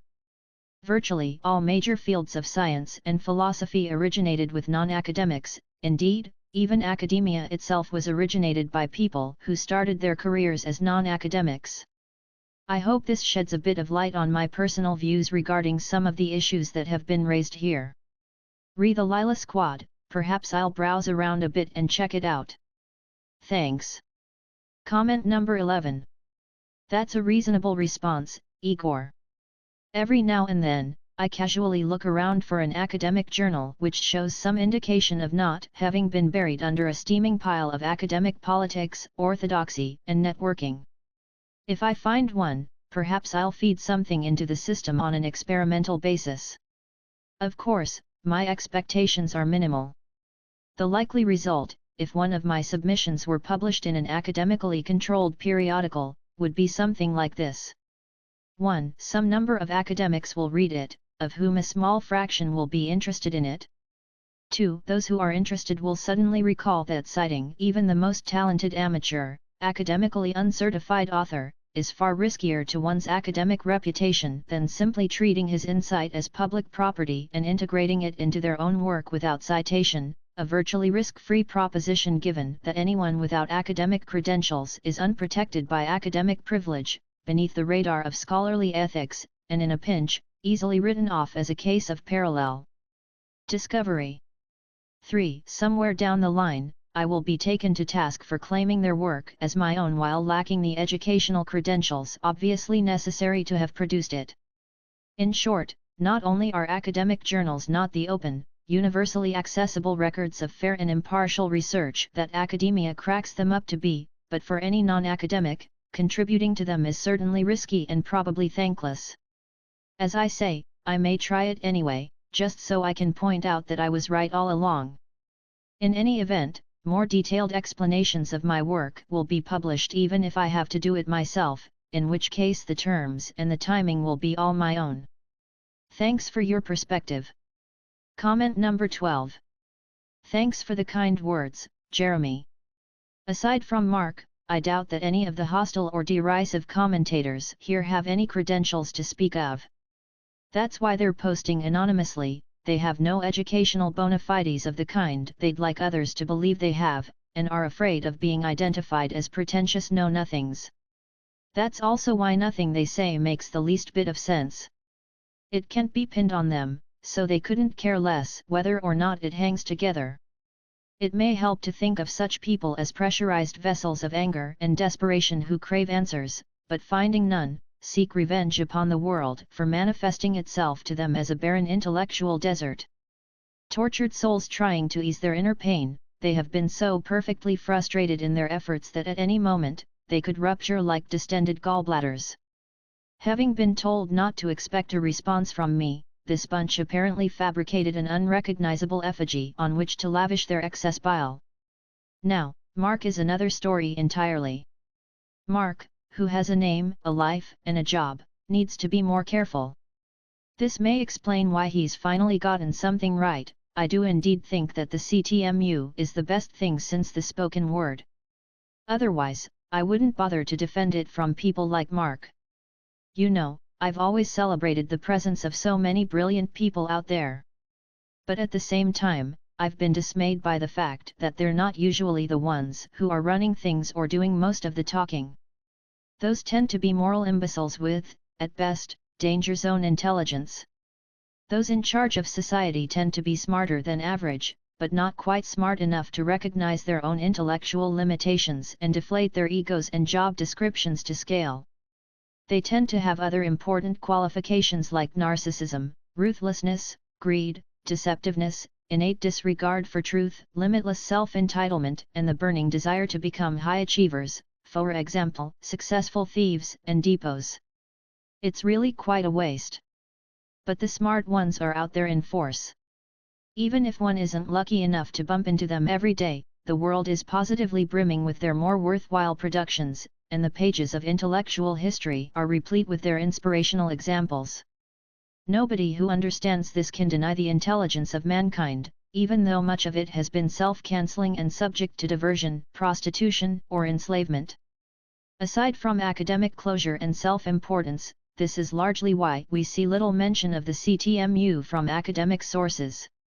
Those academics smart enough to meaningfully criticize it are, by definition, too smart to think they can succeed. Recognizing controversy when they smell it, they shy away from the heat and avoid rocking the academic boat, making not so much as a peep out of turn. Those who hate the CTMU are thus doomed to a tedious cycle of alternately griping about it and vainly hoping that it will go away. I can assure everyone of that persuasion, including several of the above commentators, that the CTMU won't be going away. As time passes, it will almost certainly grow more conspicuous. But although its eventual ascendancy will be good news for humanity, it will be a problem for Mark. Recalling this thread, people will see that even after Mark was crushed like an overripe banana, he continued to triumphantly wag his fanny along with his pseudonymous amigos and mischaracterize the CTMU as a delusion. On the strength of that damning revelation, Mark's score for intelligence and intellectual integrity will come in so low that he'd have to drain the oceans to red the dipstick. Poor Mark could find himself ridiculed, despised, washed up. I would sincerely like to help Mark avoid this unenviable fate. You see, I don't, yet, think that Mark is stupid or evil, but merely a bit on the manic side. Thus, when he works himself into an uncontrollable pseudo-mathematical frenzy and takes wild pot shots at intellectual targets with his full auto math-powered ray gun, he neglects to ascertain that he's not at the focus of a bright spherical reflector until it's too late, and the odor of singed hair tells him that this is exactly where he has planted himself. Once he awakens to this smoldering realization, he's too smoked up to recant and apologize. Mark would be well advised to review this thread until he comes to understand how he has actually fared in it. Then he should issue a public apology for his nasty, misleading thread titles and other assorted nonsense and repent with all his heart. Perhaps this will let him escape what will otherwise be his destiny, and avoid being cut adrift from the rest of humanity, and perhaps from his maker, like a leaky, creaking old tub not worth the cost of salvage. For Mark's own sake, he should at least give it some serious thought. Comment number 13. It appears that the confusion persists. This site purports to be about mathematics. Mathematical knowledge is stratified. There is a crucial distinction to be made between low-level mathematical learning and mathematical understanding. Mastery of mathematical details is one thing, understanding and integrating the details across many structures and formalisms is quite another. One cannot call oneself a mathematician, or criticize other mathematicians, until one understands and mentally bridges the distinction.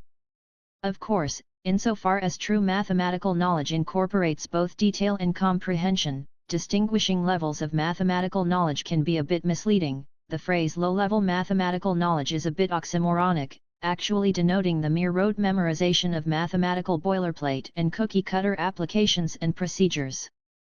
Because the CTMU is profoundly disturbing to atheists, and because platitudes and low-level mathematical minutiae can be parroted without benefit of real mathematical understanding, the CTMU sometimes attracts critics who temporarily succeed in passing themselves off as mathematicians.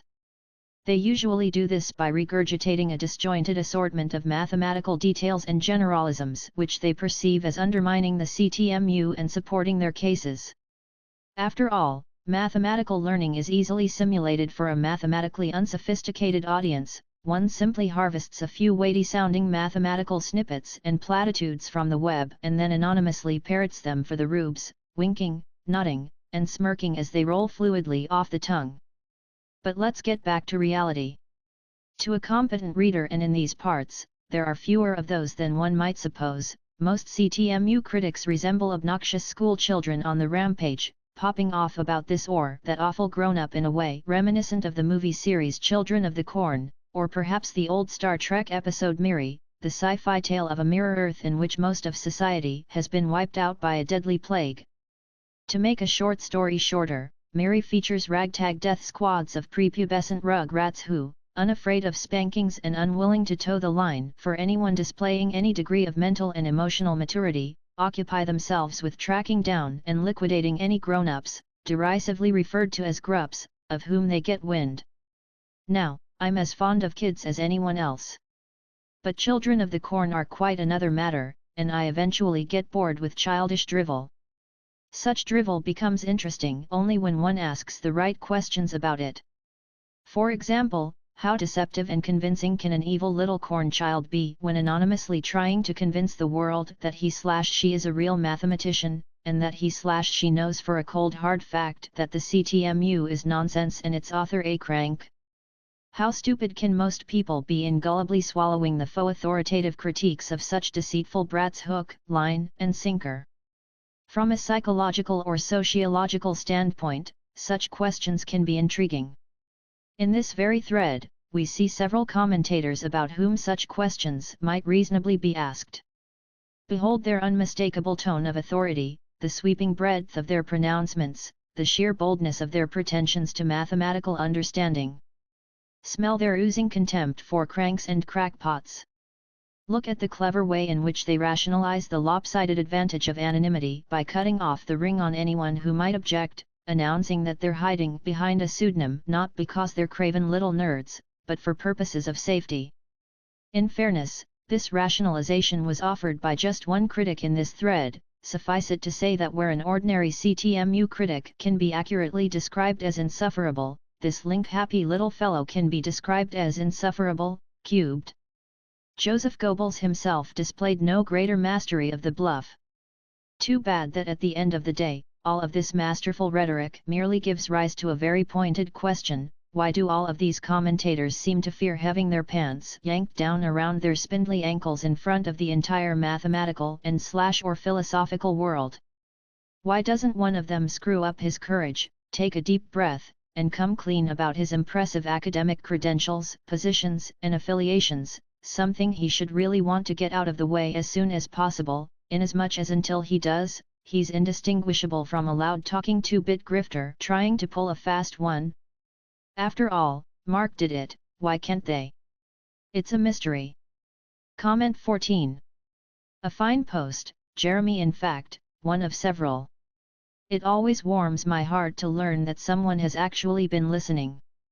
Unfortunately, several others in this thread are not nearly as good at listening as you are. In fact, they're quite bad at it. So as tiresome as this is getting to be, I'll repeat myself to them yet again. If you are a CTMU critic who wants to argue about the CTMU with me, then it will have to be official, otherwise, you're just an undistinguished malcontent bent on wasting more of my time. Therefore, if a Q&A session is what you desire, you must forthrightly share with us your complete real name, your academic employer and/or other affiliations, and your various qualifications.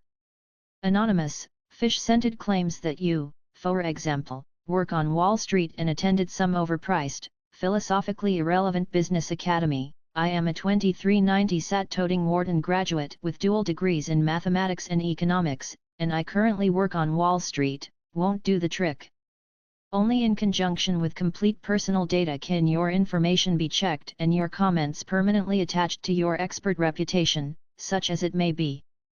Of course, you should have no problem with this.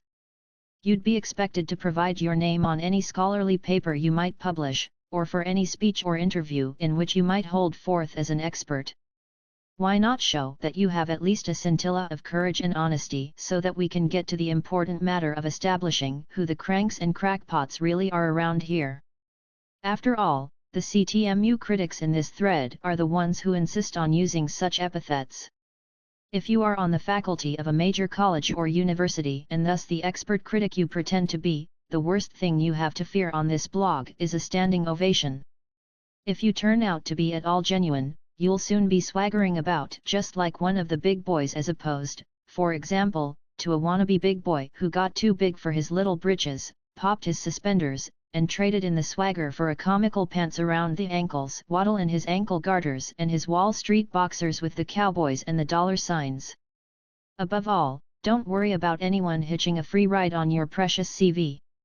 As far as I'm concerned, the negative commentators in this thread are a parasitic drain on my time, an unfortunate sidetrack I encountered in attempting to limit the damage done over the last 3+ years by Mark. Obviously, dropping the name of a CTMU critic, eminent or not, could score points only with somebody who dislikes the CTMU, and I clearly have nothing to gain by that. I don't bother with CVs, I seldom drop names, and no hurt intended, but I consider people who dislike the CTMU and its author to be anything but worthwhile associates. Why miss this golden opportunity to put your Wall Street money where your gigantic mouth is, and reveal yourself to the world as the big shot you evidently think you are? If you're as good as advertised, then your CV can only shine brighter at my expense, and more power to you. If, on the other hand, you turn out to be just a jealous little mediocrity, which I presently believe to be the case, then you'll pay the price in humiliation and lost credibility, which is only fair when you habitually run your belligerent mouth at the expense of others. Fair's fair. Either come clean, or put a cork in it and obligingly crawl back under the rock that hides you. Thanks for paying attention this time. Comment number 15. Rubix, I'm not going to risk reputation when you have not proven that you are capable of meeting me halfway. I'm terribly sorry, but you're just not important enough to demand that anyone who actually knows what he's talking about meet you halfway, much less someone who has been featured by several major periodicals and news networks. Let me provide you with a hint. Before anybody but another nobody like you can meet you halfway, you must first get to the halfway point yourself. That is, you must show everyone that you're not just another disgruntled, name-dropping, Neil deGrasse Tyson, Richard Dawkins, gadfly with an axe to grind. This has been repeatedly and clearly explained to you, so that even someone like you can understand it.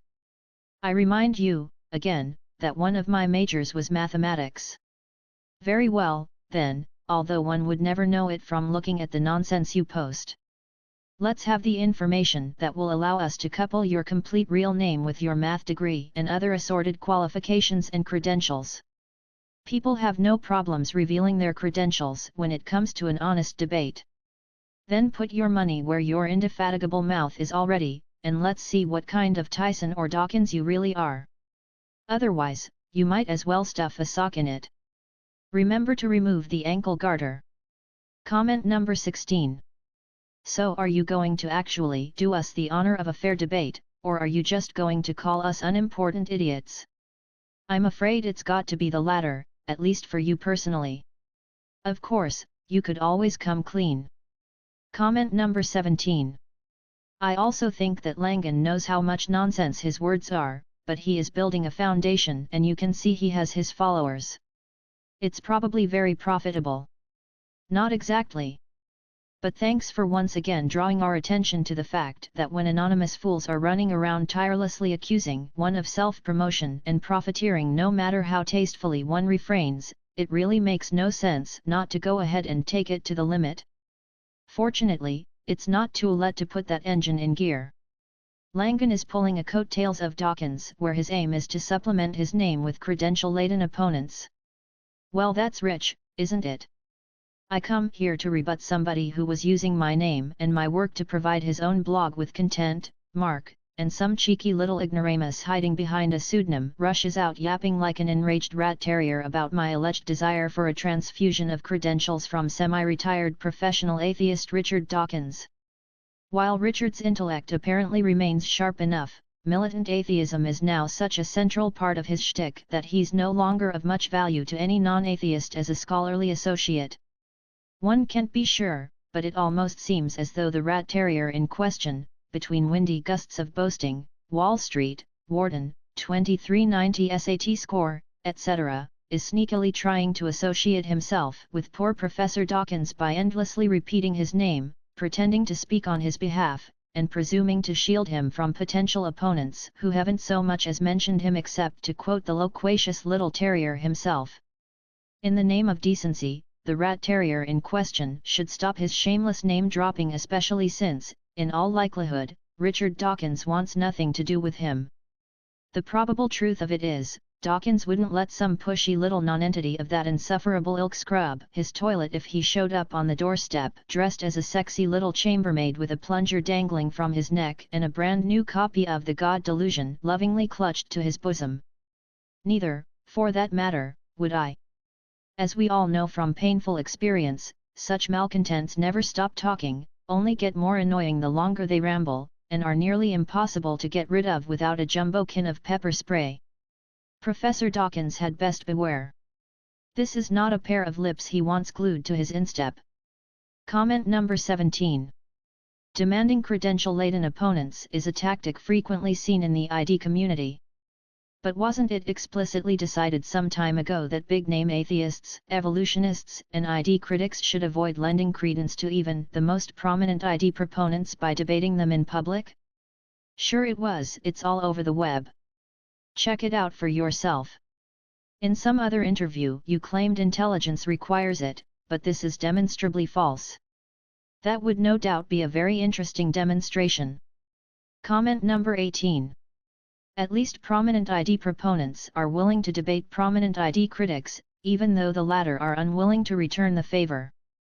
So if either side should be accused of being afraid to debate the other, under their real names with their expert reputations duly at stake, it's ID critics and not ID proponents. Credit where credit is due, and blame where blame is deserved. Evidence that everyone must be forced to accept. Forced? An interesting choice of language.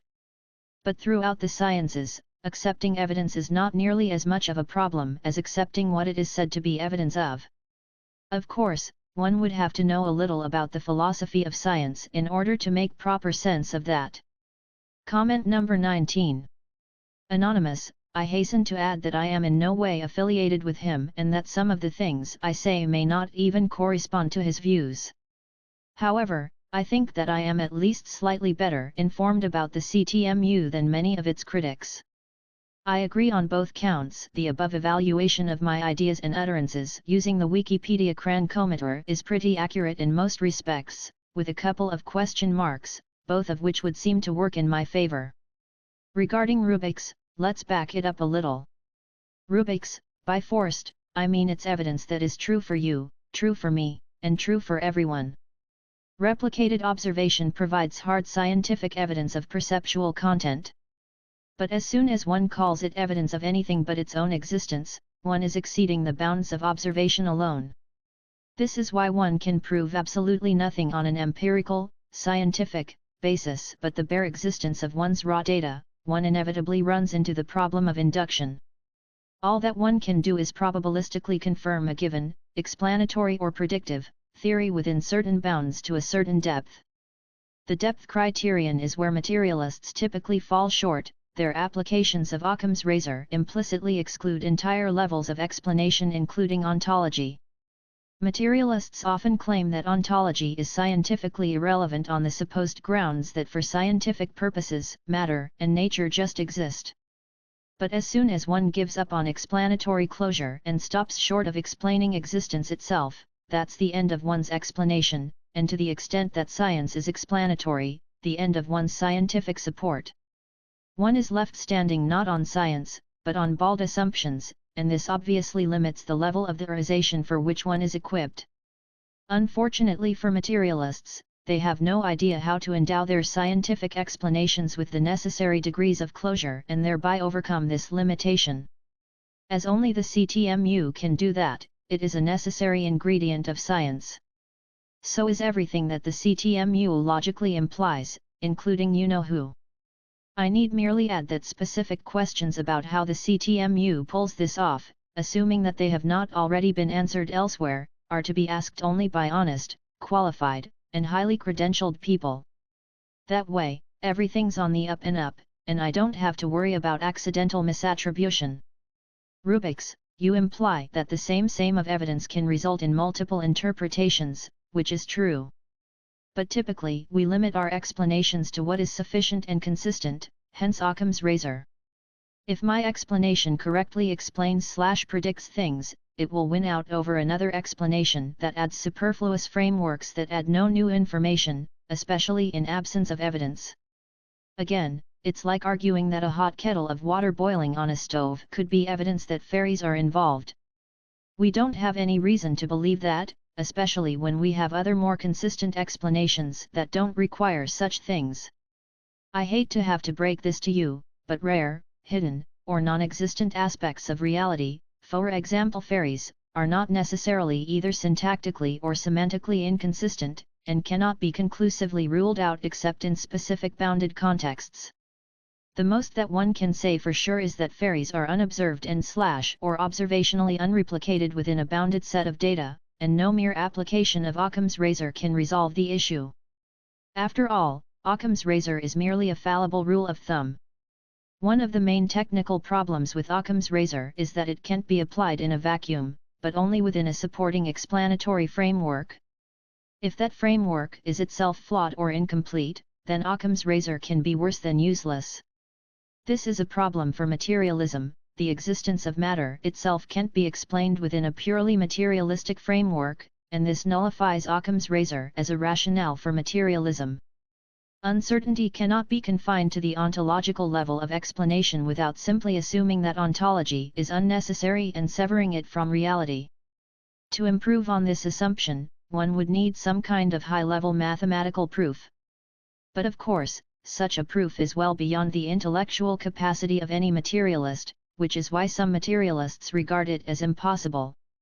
Rubix, same goes for intelligent design. We can explain evolution without it.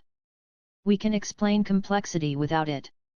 You might point to QM as an example of evidence with multiple interpretations, but the difference is that they remain agnostic due to lack of deeper evidence and understanding, and they're falsifiable, unlike ID. Wrong again. Evolution and complexity cannot be falsified. Not only is natural selection equivalent to the logical and biological fact that organisms must conform to their natural environments, no possible observation statement can negate so inevitable an observation, but falsification and the human minds which employ it themselves reflect evolution and emergence. Thus, any instance of falsification affirms the mechanisms to be falsified. Of course, one is free to claim that falsification, like reality itself, just exists. But not only does this imply a truncated ontology devolving to unjustified assumptions, it simultaneously implies a kind of mathematical Platonism which contradicts the truncation. Falsification can be consistently accomplished only with respect to specific hypotheses. Rubix is also wrong that interpretations of quantum mechanics can necessarily be falsified. That's because QM may have multiple models permitting multiple consistent interpretations, at least down to a certain explanatory depth. To obtain the deepest possible interpretation of QM, one would need a comprehensive theory of deep reality on which to form its image deeper and more general than QM itself, at least as QM is normally understood, as a set of mathematical concepts and procedures that predict the results of certain experiments involving microscopic phenomena without fully explaining them or being explained by them, particularly with regard to wave function collapse, entanglement, and non-locality. See? This is what I mean. Nearly every sentence that comes out of the mouth of a CTMU critic, or for that matter an ID critic, is either wrong-headed or simply wrong. Just as we established above with Mark, there aren't enough hours in the day to keep up with their mistakes and misconceptions. That's why I insist on making them identify themselves and put their reputations on the line. Believe me, it's the only way to make them think a little before hitting the send key, and get them to catch at least a few of their own mistakes so that I won't have to spend eternity doing it for them. Now enough. Comment number 20. Andrew Goldstein, I have a few questions for Chris, though, that came to me as I read through the CTMU. Your theory would imply that renormalization, technically, introduces a supertautological structure in the quantum Hilbert space recursively. That's not quite correct. Obviously, the supertautological, recursive, structure of the CTMU incorporates the Hilbert space structure of quantum mechanics. This follows from the inherent self-duality of the theory. However, speaking in terms of quantum ontology, you don't want to put the cart before the horse. Rather than saying that the CTMU induces supertautological structure on pre-existing Hilbert space recursively, it is better to say that it recursively determines the structure of Hilbert space itself through its structural linkage to classical spacetime, i.e., via the inherent self-duality of the supertautology. I assume that this is what you mean by renormalization. In other words, the relationship between classical and quantum mechanics, or macroscopic and microscopic reality, is what gets induced by the supertautology on itself, and the first-order theory of quantum mechanics, which of course includes the structure of Hilbert space, is a partial, and strictly bounded, image of that process. The quotes are a reminder that the process in question is pre-mechanical or pre-physical, it occurs atemporally on the level of SCSPL self-organization, i.e., syntaxification. In the CTMU, such ontological priority relationships are quite important, as implied by those CTMU papers you must have read. Unfortunately, rendering your subsequent explanation, i.e., your questions about the CTMU even partially intelligible, assuming that this is strictly possible in a CTMU context, which I won't bother to check, would require a detailed interpretation of quantum mechanics in the CTMU. With all due respect to your level of expertise in physics, whatever it may be, that would be a time-consuming affair requiring extensive background knowledge, and therefore inappropriate to any general interest forum. But thanks for your interest. And now, as long as I've responded to Andrew here, I suppose that I might as well slog through an explanation of why evolution is unfalsifiable, which is probably of more interest to, and certainly more easily understood by, most of those who visit this forum. First, I'll issue the usual pro forma reminder to Rubix and his fellow travelers that CTMU debates are for people who are both real and qualified. I'm the author of that theory, and those are my conditions. They are the very same rules that have been in place throughout the scholarly world from the very beginning of the intellectual enterprise. I see no reason why they should be changed for the CTMU, and I consider it dishonest of anyone to even suggest it. That being reiterated, Rubix is again missing the point regarding evolution. Regarding your examples of how evolution might be falsified, for example, rabbit fossils embedded in the wrong geologic strata, etc., falsification requires an observation, statement, expressing a direct counterexample to a theory specific enough to be directly counter-exemplified. If the observation statement merely presents some sort of evidence of a counterexample, then one must justify the choice of that particular interpretation of the evidence over all other possible, non-falsifying, interpretations, and one is back to the problem of induction. The more one tries to limit the interpretation to make the evidence direct and incontrovertible, the more localized it becomes, until finally, evolution as a whole is seen to be quite immune to it. Instead of being accepted as a counterexample, the evidence is then dismissed as a local anomaly with its own localized explanation that supports, or at least does not contravene, the overall theory that it was supposed to have falsified. The evolutionary hypothesis is simply too broad to affect it one way or the other by localized evidence tightly bound to context. A sea change in the evidence would be required to turn the adherents of evolutionary theory away from it, and this isn't going to happen. There's already too high a pile of confirming evidence that isn't going away. You've proposed some falsificative scenarios. Here are those which actually have falsificative bearing, as creation in the generic sense does not preclude evolution, that scenario is omitted. 1. Finding fossils in the wrong areas, for example the famous Haldane quote, fossil rabbits in the Precambrian, or 2. A fossil record that shows no change over time, or 3. Finding that mutation doesn't pass on genetic material properly or doesn't operate in aggregate. These are all virtual impossibilities. 3 is either a tautology, mutation in the course of replication is precisely the failure of proper replication, a malapropism, mutations are not what pass on genetic material, but merely what modify the genetic material that gets passed on, or a blatant counterfactual that violates the foundations of biology and is therefore not an option. Mutations in reproductive DNA are indeed passed on by reproduction. In none of these cases can it falsify evolution. 1 and 2, on the other hand, would require a metaphysical explanation. They would imply that something must have exempted certain living entities from the pressures and/or limitations of physical causation. Claiming that evolution is falsifiable on that basis is thus like claiming that the statement physical objects have mass is empirically falsifiable simply by finding a massless physical object. The problem is that a physical object must have mass, or equivalently, energy, in order for one to find it using a physical detector. Thus, although it briefly passes as sensible to talk about finding a massless physical object, it is actually nonsense.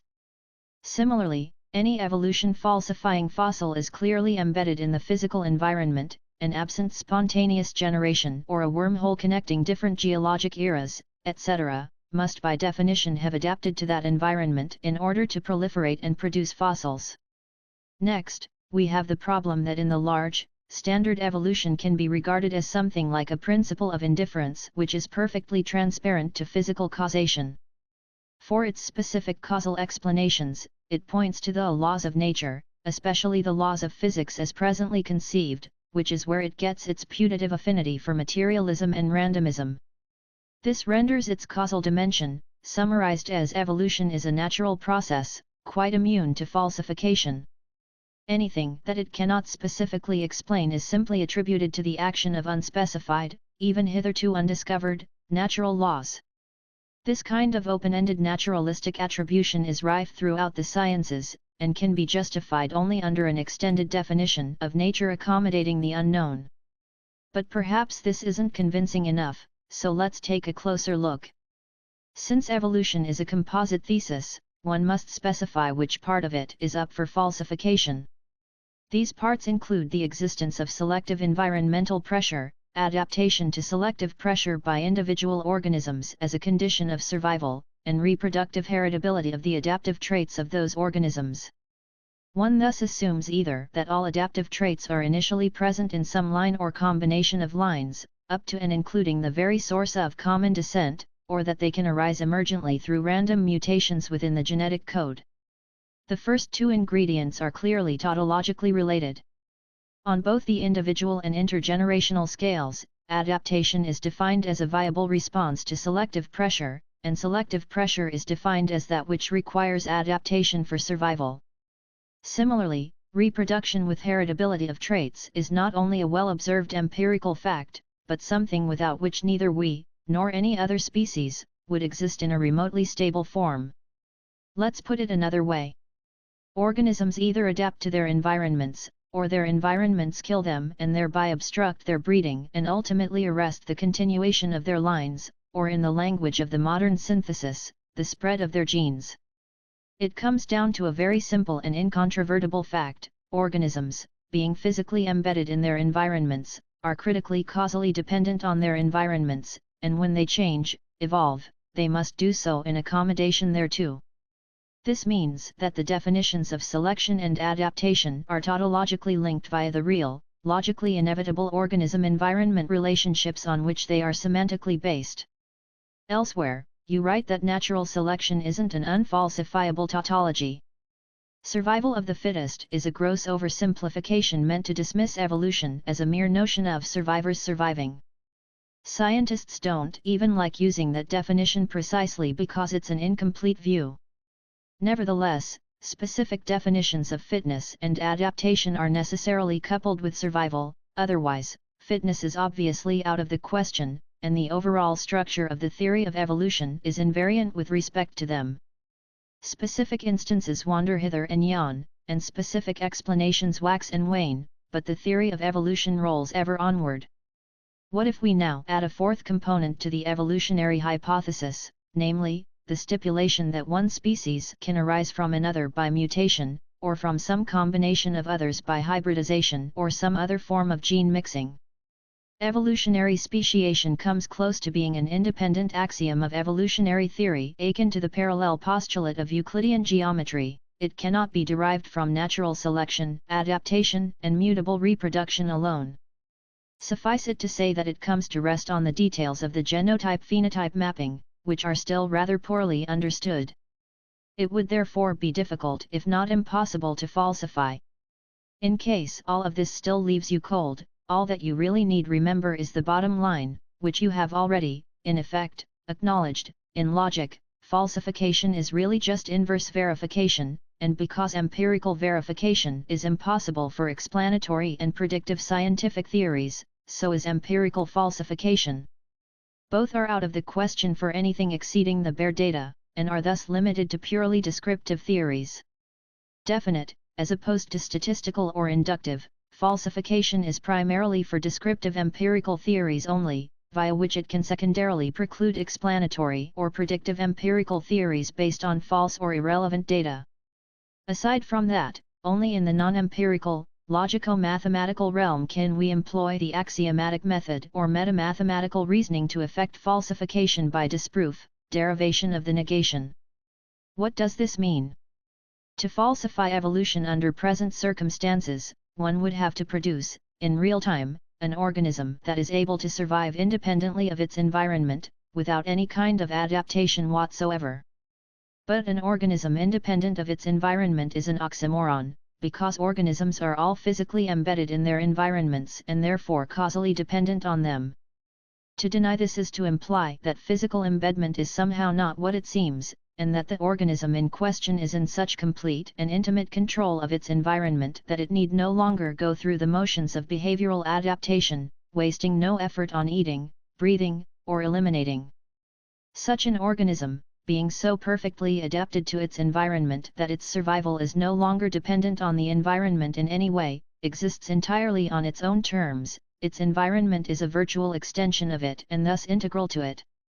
In short, it is literally one with its world. But of course, if we were ever to find such an organism, we would regard it as more than a mere organism, and rightly so. This, of course, would take it out of the biological realm as it is currently understood, in which case biological evolution could hardly be falsified by it. Such a being would also very likely be credited with having effected the most profound and transcendent evolutionary adaptation of all time, taking complete control of its own evolution, or as it were, its own stasis. In this, it would reflect the theological aspect of the CTMU. That's really the final word on the supposed falsifiability of evolution, at least as far as logic is concerned, and why I've been on record as accepting evolution from the start. I merely hold that for various reasons, evolution is an incomplete explanation of what it purports to explain, and that God and divine creativity must be added to it in order to complete the explanation. Stock theistic evolution is not implied. I have my own unique, and uniquely correct, perspective. Therefore, those who claim that I reject any form of evolution are bold-faced liars, and any commentator who fails to understand this needs to wrap his mind around it as quickly as possible. This, by the way, is how I know that whenever I'm attacked by militant evolutionists, I'm really dealing with atheists deceptively trying to package their godlessness in a tautological wrapper and hitch it to a scientific locomotive that is moving forward as inexorably as a juggernaut. Such people always yearn for a good debate, meaning something like a pack of ravenous velociraptors attacking, dismembering, and gobbling up anything that looks vaguely non-atheistic or non-materialistic in any way, their natural prey, to push the metaphor. It's in their very bones. So they gravitate to any mention of the CTMU like flies to honey, hoping for a free chance to publicly insult the intelligence of its author with total impunity, even though he would likely crush them like empty aluminum beer cans in any ideologically neutral non-pseudonymous confrontation. But sad to say, their great leaders, fearing to lose their illustrious seat cushions in honest debate, have now in effect forbidden them to lend credence to anyone who appears to embrace something other than random materialism as an explanation for the natural world by honestly debating them out in the open. Thus, militant atheistic evolutionists are reduced to obediently parroting the party line under pseudonyms, so that they cannot be accused by their superiors of breaking ranks, or, perhaps more importantly, so that they can't be pinned down by name when they lose. What a quandary, especially when they injudiciously fixate on a target who insists on the use of real identities. But in the end, it's your quandary and not mine. If you can't come clean about who you really are, then maybe it's time to roll out your hero Dawkins after all.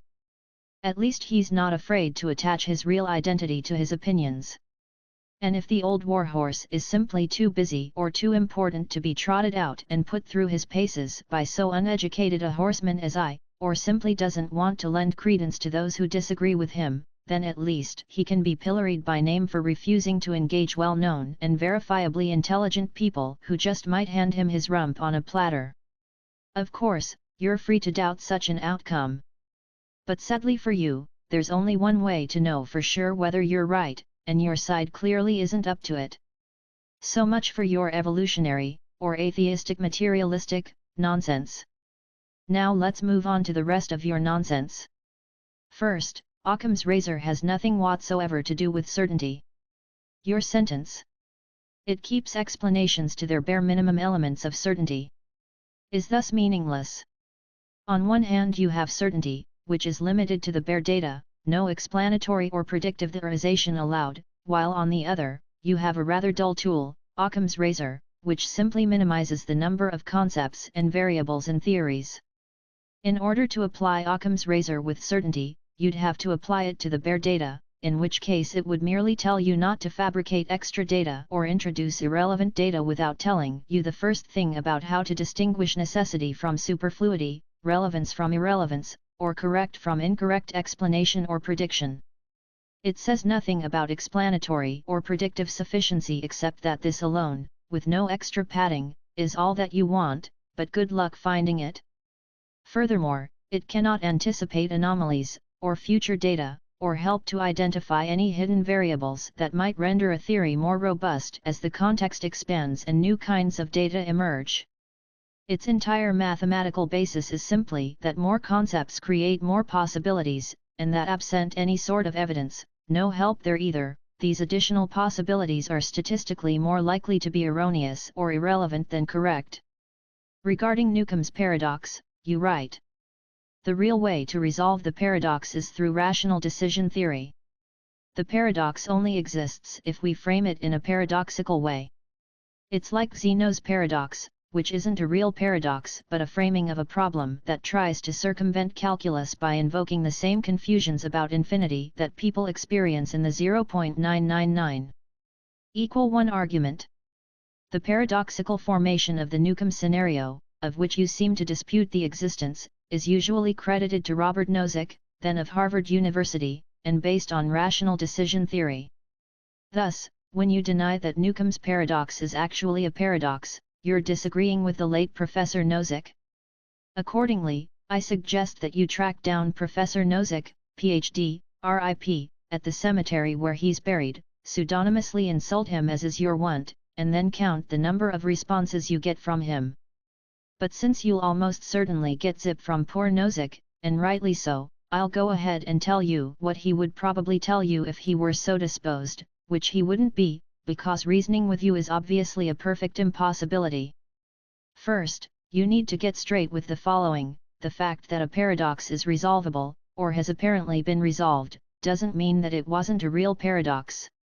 A paradox is a formalistic notion that can be thought of as equivalent to x equal not x, and as a property of a formalism or its interpretation, it is a logical function of the formalism interpretation pair. In fact, even when, incorrectly, extended into the universe of the formalism, it remains a paradox.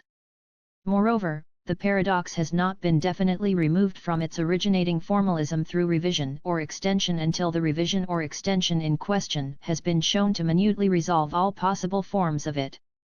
Obviously, calling something the resolution of a paradox is not meaningful if it contains paradoxes of its own, as this merely transforms one set of paradoxes into another.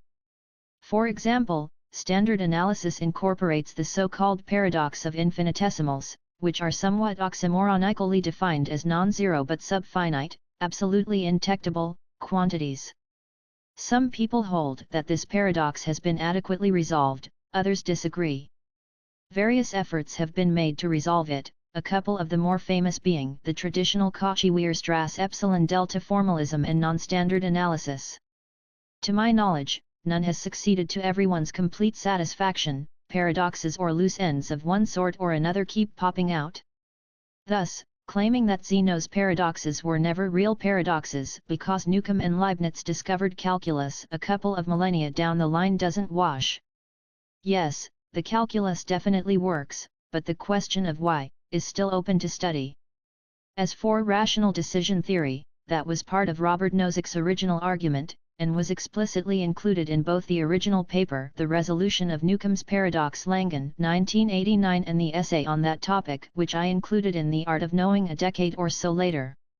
Nozick's arguments were correct as far as they went, and he was also correct in noting the apparent existence of opposite but equally rational solutions to the central decision theoretic problem. According to decision theory, it is rational neither to turn down money offered without risk nor to ignore objective data, and Nozick described how these aspects of rationality are placed in apparent conflict by the Newcomb scenario. In other words, Nozick showed that the scenario generates a decision-theoretic paradox within the standard causal framework applied throughout the sciences. This was merely the starting point for my original 1989 paper, which extended the ordinary causal framework of the paradox in what was probably a new way. That is, it applied a novel technique in philosophy, situating a well-known philosophical problem, Newcomb's paradox, in multiple levels of a stratified hyperautomaton running nested simulations. I called this the nested simulation tableau, NEST. If that was actually the first time this technique was used, and I suspect that it was, then it was a philosophical milestone. Although that paper was published in a low-circulation non-academic journal, it may well have been the first example of the modern strain of cyber philosophy called matrix philosophy. Matrix philosophy, dearly beloved of sophisticated geeks and transhumanists everywhere, was developed well after the movie The Matrix, which came out around a decade after my paper. The academics who now own the field not only didn't invent it, but have since made quite a hash out of it. The whole exercise was a specialized application of the CTMU, in which the paradox requires conceptual embedment. My later essay was incorporated in a string of essays in which it was partially integrated with modern research on the neuropsychology of volition. But of course, all of this will be completely lost on you. Why? Because some people can't tell their colon from a skunk burrow, and for the life of me, you often look like you might be one of them. Therefore, I dedicate the information contained in this response not to you, but to the brave contributors who continue to attempt to converse with you as though every word out of your mouth isn't a veritable fertilizer bomb of errors waiting to explode in a chaotic blizzard of fizzling conceptual confetti. As for me, I've about had it with you. Now please stop wasting my time. Like our host Mark Chu Carroll, you generate errors faster than you write, maybe even faster than Mark. But unlike Mark, you lack the courage to share your real identity with those whom you attack, and as you surely know deep down inside, that makes you, well, I naturally hesitate to say a contemptible, belly-crawling gutless wonder completely unworthy of respect or consideration of any kind, despite any phony rationale you may append to your intellectual cowardice. So instead, I'll leave it up to you and other readers to decide how well that shoe may fit. But in any case, I hope I've made myself clear. God will be coming again soon to a theater near you, and no self-preserving child of the corn wants to get caught with his ankle garters and Wall Street boxers showing. Please consider yourself and your friends to have been warned, this time on a very logical, very precise basis on which not a single one of you will be getting over no matter how hard you try. Full stop. And now, having allowed this response to eat up half my morning, it's a very rainy day here in the American heartland, I must bid you all adieu. Comment number 21. Good Lord Almighty. Rubix, I won't even address how funny it is that Chris intentionally avoids answering Andrew's questions because he doesn't understand quantum mechanics, himself. For those who may be unaware of it, understanding quantum mechanics is a tall order which few if any can rightfully fill. If Andrew could fill it, then he'd obviously be able to answer his own quantum mechanical questions. Even the people who discovered the field didn't claim to understand it. To this day, nobody quite knows how its founders managed to discover it. As long as we're on the general topic, I may as well mention that quantum mechanics has no satisfactory or for that matter ontologically sound interpretation outside the CTMU, something that could not be said if SCSPL were just a set. But again, that's involved enough to be well over the heads of most readers, and as I've already explained, this forum is anything but an appropriate venue for such an explanation. Sadly, there will be no public discussion, by me at least, of certain technical details of the CTMU until I've located or provided what I consider to be the right venue. For what it's worth, I don't expect this to be at all easy, especially with so many atheistic, materialistic forum maggots crawling around deceitfully spewing disinformation and defaming any person or idea which runs afoul of their idiotic mindset. Thus, I'm afraid that the cognitively impecunious Rubix, a self-styled Wall Street hero who never seems to have any intellectual cash to put where his alligator mouth happens to be, will have to prove his own points for a change. It's simply not enough to overheat his motor mouth about the ideas of others when his comprehension dips so far into the red. Rubix, sound ridiculous? So does your argument against evolution. I'm sorry, but I really can't make sense of anything Rubix has written on this subject, including his droll bedtime story, in which I find myself and my ideas impossible to recognize. Perhaps Rubix should try using some mathematics, or some physics, or maybe just some logic. I know he likes to accuse others of knowing nothing about these subjects, but that's a sure sign of envy and insecurity. Absent that, perhaps Rubix should go ahead and roll out his champion Richard Dawkins. Unlike Rubix, Dawkins is a prominent atheistic evolutionist to whom people actually pay a bit of attention. At least he wouldn't make as many stupid mistakes, or cling to them like such a tick that is, until he reached a level of reasoning above the ceiling of his exacting but theologically vacuous intellectual frame. Rubix, you don't seem to understand the difference between a tautology and a definition. Maybe that's because sometimes, there isn't any such difference. After all, propositional tautologies and their symbolic ingredients have mathematical definitions, and from a metalogical perspective, might even be described in themselves as primitive definitions which, though cognitively inevitable, collectively define truth in terms of logic functors and vice versa, via truth tables. Other kinds of definition are linked in this way as well. I'll come back to this below. Rubix, even if you accept evolution, I'm not attacking you for that. I'm attacking you for invoking ID and trying to use crackpot pseudo-math and cranky physics to justify it. I recall mentioning ID in connection with ID critics like Rubix, but so help me, I can't remember having relied on it. I also can't recall using any crackpot math and physics in justification of it. Sadly, this makes me wonder anew whether Rubix is a pathological liar, an hysterical fruitcake, or a cynical shill holding forth on behalf of someone or something else. Rubix, your argument against Occam's razor is also off base and I won't spend much time on it. It's not supposed to help you find hidden variables, but it's not preventing you from looking for them. It's meant to keep hidden variable explanations out of the realm of truth until we have evidence for said variables. Otherwise, by definition, you are jumping to conclusions that may turn out to be wrong once the evidence rolls in, and you may be tacking on frameworks that actually explain none of the variance inherent in the results. That's all there is to it. Exactly as I said, at least in part. I can't say I'm not pleased to see that there is at least one thing on which Rubix understands that he's been cornered like an outhouse rat. Unfortunately, the admission merely prompts him to claim that this is what he really meant all along. C'est la vie.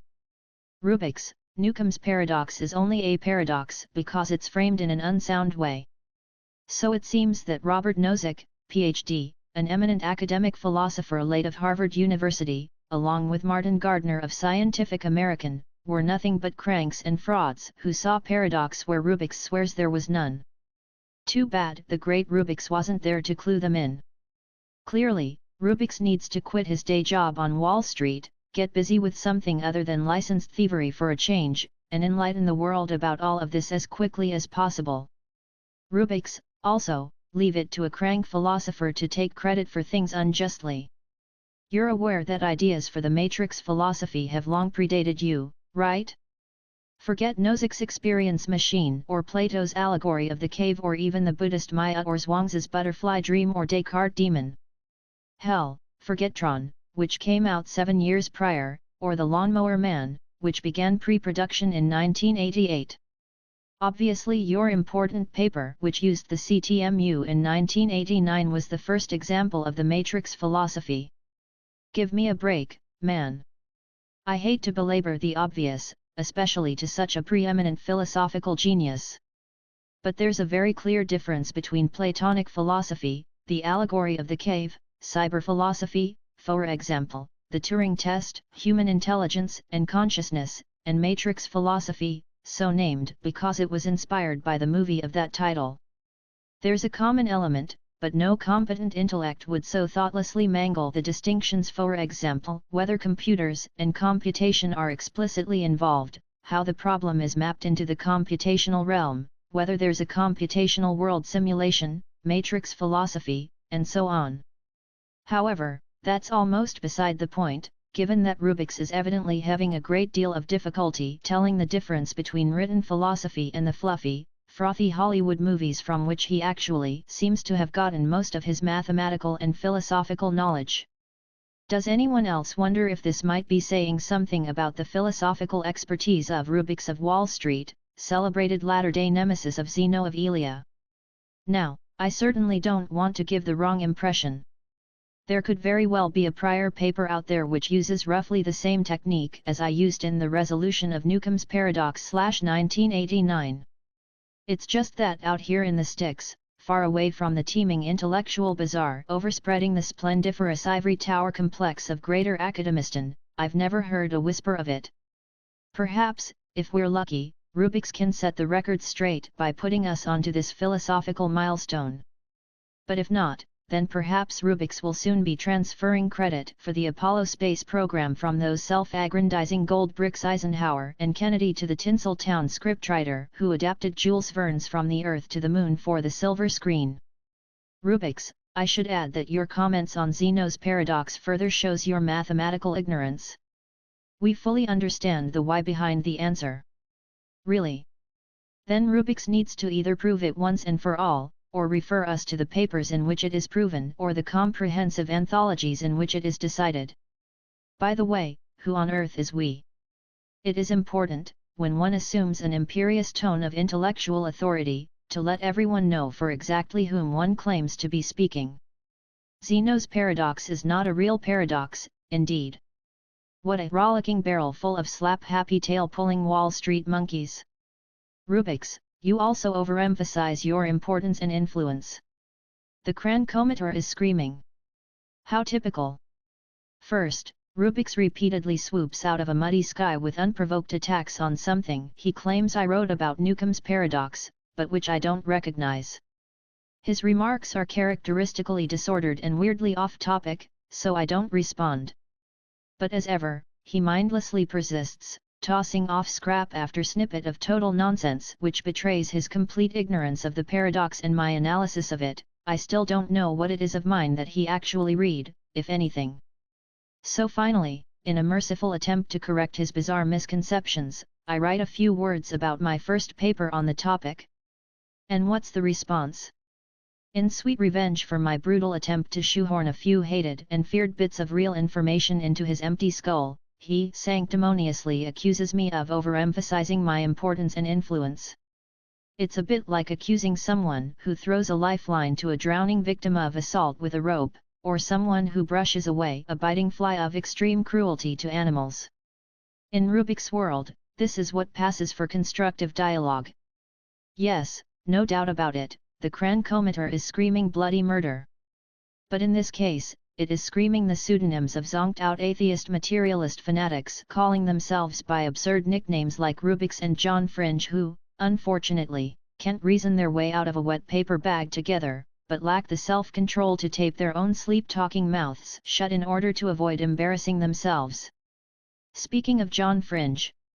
John Fringe, so evolution is not falsifiable because the facts known after the theory was proposed, like all the genetic stuff, are in agreement with the theory. First, one doesn't need all the genetic stuff in order to parse the theory of evolution into its general components. Darwin formulated the theory of evolution without modern genetics while knowing full well that traits are passed from parent to offspring. Plants, insects, fish, reptiles, birds, mammals, even bacteria, all have offspring that resemble the parents. That's what reproduction means. It's all about the inheritance of traits, in contexts from biology to copying machines. For someone who believes in dictionaries, Fringe doesn't seem to consult one very often. May I suggest that he try an English dictionary? More generally, the meaning of what I wrote about the unfalsifiability of Darwinian evolution, if Fringe actually bothered to read any of it before putting nimble monkey fingers to sweat-sodden keyboard, is that the basic relationship between the conceptual components of the theory of evolution could have been logically deduced by a sufficiently adept theorist. With all due respect, it is possible that Darwin, while surely no stranger to genius, may not have been that adept a theorist, and this may be why he was compelled to board the HMS Beagle, sail to the Galapagos Islands, and painstakingly record his observations. But then again, Darwin's voyage of discovery was probably a good idea even if he already understood the tautological nature of his thesis. After all, presenting a theory along with an application or two, not to mention a bit of adventure, makes it easier for most people to understand and can ease its acceptance. It's a matter of salesmanship. But one way or the other, one of the more unfortunate consequences of Darwin's approach among its many strong points, of course, is that today, most biologists are under the erroneous impression that evolution as a whole is falsifiable when in fact, it is not. Specific applications of evolution are falsifiable, there's no doubt about that. But the theory as a whole is unfalsifiable for exactly the reasons I gave, end of story. Does this mean that the theory of evolution is not science? Of course not. In fact, the theory of evolution, being a tautology, is so broad that it spans science in its entirety, which is why we see applications of it popping up all over the place, from biology to computer science to cosmology. Tautologies apply to all kinds of science, not just those in which they were first employed. What kind of tautology are we talking about? Again, it has to do with the physical embedment of an organism in its environment, on which its survival and reproduction thus critically depend. This is a tautology because there's no way out of it, it is always true by the nature of the organism-environment relationship. While it is obviously not a propositional tautology of sentential logic, it is nevertheless a tautological formation of language, namely, a pair of terms organism and environment, or adaptation and selection, or evolution and nature, pick any or all which are recursively defined on each other, or equivalently, on the relationship between their definitions. Of course, Fringe and Rubix will claim that this is not a tautology at all. But as long as Fringe believes so strongly in the use of dictionaries, why not have a look in the dictionary right now to see what it has to say about the word tautology? After all, if Fringe and Rubix were to consult the dictionary more often, perhaps they wouldn't always leave everybody with the distinct impression that their thoughts are as jumbled and odoriferous as the contents of a restaurant dumpster. Remember how I referred Mark to the Wikipedia definition of set? Here's what Wikipedia has to say about tautology. Tautology may refer to 1. Tautology, rhetoric, using different words to say the same thing even if the repetition does not provide clarity. That's a somewhat clumsy reference to generic linguistic redundancy which is not confined to rhetoric. 2. Tautology also means a series of self-reinforcing statements that cannot be disproved because the statements depend on the assumption that they are already correct. Pay close attention to this one, as it is the kind of tautology that describes the overall theory of evolution. Disproved corresponds to falsified. 3. Tautology, logic, a technical notion in formal logic, universal unconditioned truth, always valid. That's propositional tautology, to which the other kinds are clearly related. Incidentally, I recall seeing that Mark has a rant on tautology posted to this site. Why doesn't Fringe see if the great man himself will argue his side of the case? As matters now stand, it couldn't possibly hurt. This brings us to the place where petulant airheads like Fringe and Rubix so often go completely overboard. They simultaneously subscribe to a total break between science and the tautological basis of veracity, and an absolute linkage between science and falsifiability. But really now, how twisted around can something get? As verification and falsification, verification of a negative, are just flip sides of the same logical coin, this is totally asinine, even if occasionally taught in universities by highly credentialed logical illiterates. Science can be understood only with full allowance for the nature of tautology and the limits of falsification, and Fringe and Rubix clearly understand neither. They believe that the content of science is never tautological, yet always falsifiable. They exclude the basis of truth from science, yet include the possibility of falsehood. This is consistent only insofar as once one foolishly purges science of any trace of universal truth, i.e., tautology, one had better allow falsification, as it's all that one can possibly hope for. But when the light finally comes on, it turns out to be inconsistent with logic and the spirit of science, according to which truth is really what it's all about. Of course, to those steeped in the ongoing internet pogrom against the enemies of militant evolutionism, this may all sound too facile. How could it possibly be so easy to get the better of all those highly educated biologists and other scientists out there, the ones who are always claiming that the theory of evolution as a whole can be falsified just like everything else in science? It's really very simple. First, it's quite true that specific applications of evolution are often falsifiable, even though this turns out not to extend to the overall theory of evolution. But despite the widespread belief that scientists alone should have the last word on evolution, there are surprisingly many amateurs out there who seem to have better comprehension of its overall structure than the average scientist. Most scientists can recite the scientific method from start to finish, but are woefully unequipped to analyze and logically reduce it, just as, for example, an expert auto mechanic is unequipped to design or repair a catalytic converter or an engine computer. I hate to sound disrespectful, but when it comes to this topic, give me a scientist or an academic of any kind, and unless he knows more than he picked up in science class alone, I'll hand you back his posterior seasoned with teriyaki and ginger.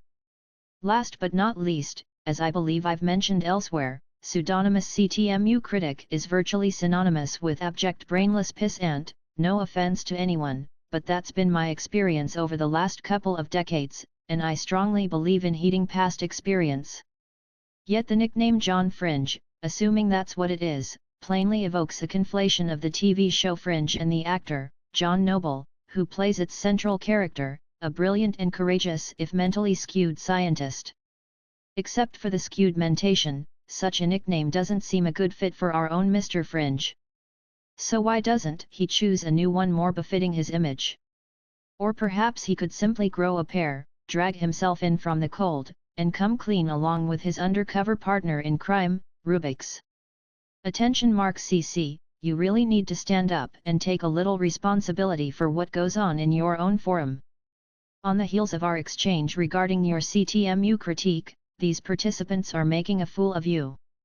My sincere advice, exercise a little damage control, and take charge of your own side of the discussion you started at the top of this page. After all, it's in your own best interests. When somebody owns a house, and he knowingly lets it be used as ground zero for thieves, robbers, conmen, and other assorted criminals and ne'er-do-wells, he must take legal and moral responsibility for his role as their facilitator. He may not get caught in the early stages of the operation, but in the end, he finds it impossible to hide.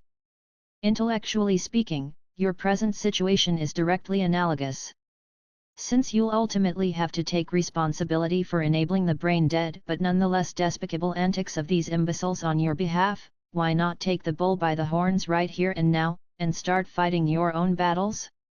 After all, this isn't about some dispute that randomly arose in your comments section, this is a dispute that you started several years ago, right up there at the top of the page. I'm just trying to be helpful. These people you've got arguing for you are a disgrace, and wasting time on such gremlins is not what passes for intellectual stimulation in my neck of the woods. You might think that they're shielding you, but the shield is as soft and full of holes as a slice of Gruyere, and you may one day be forced to wear it like a moldy breastplate. Wouldn't you rather do yourself proud, and sally forth to cover your own side of the debate? Comment number 22. Thanks for the suggestion, Flaneur. I do indeed have a global system of ethics that reconciles all levels of utility, including the corporate level. Never fear, it's in the pipeline.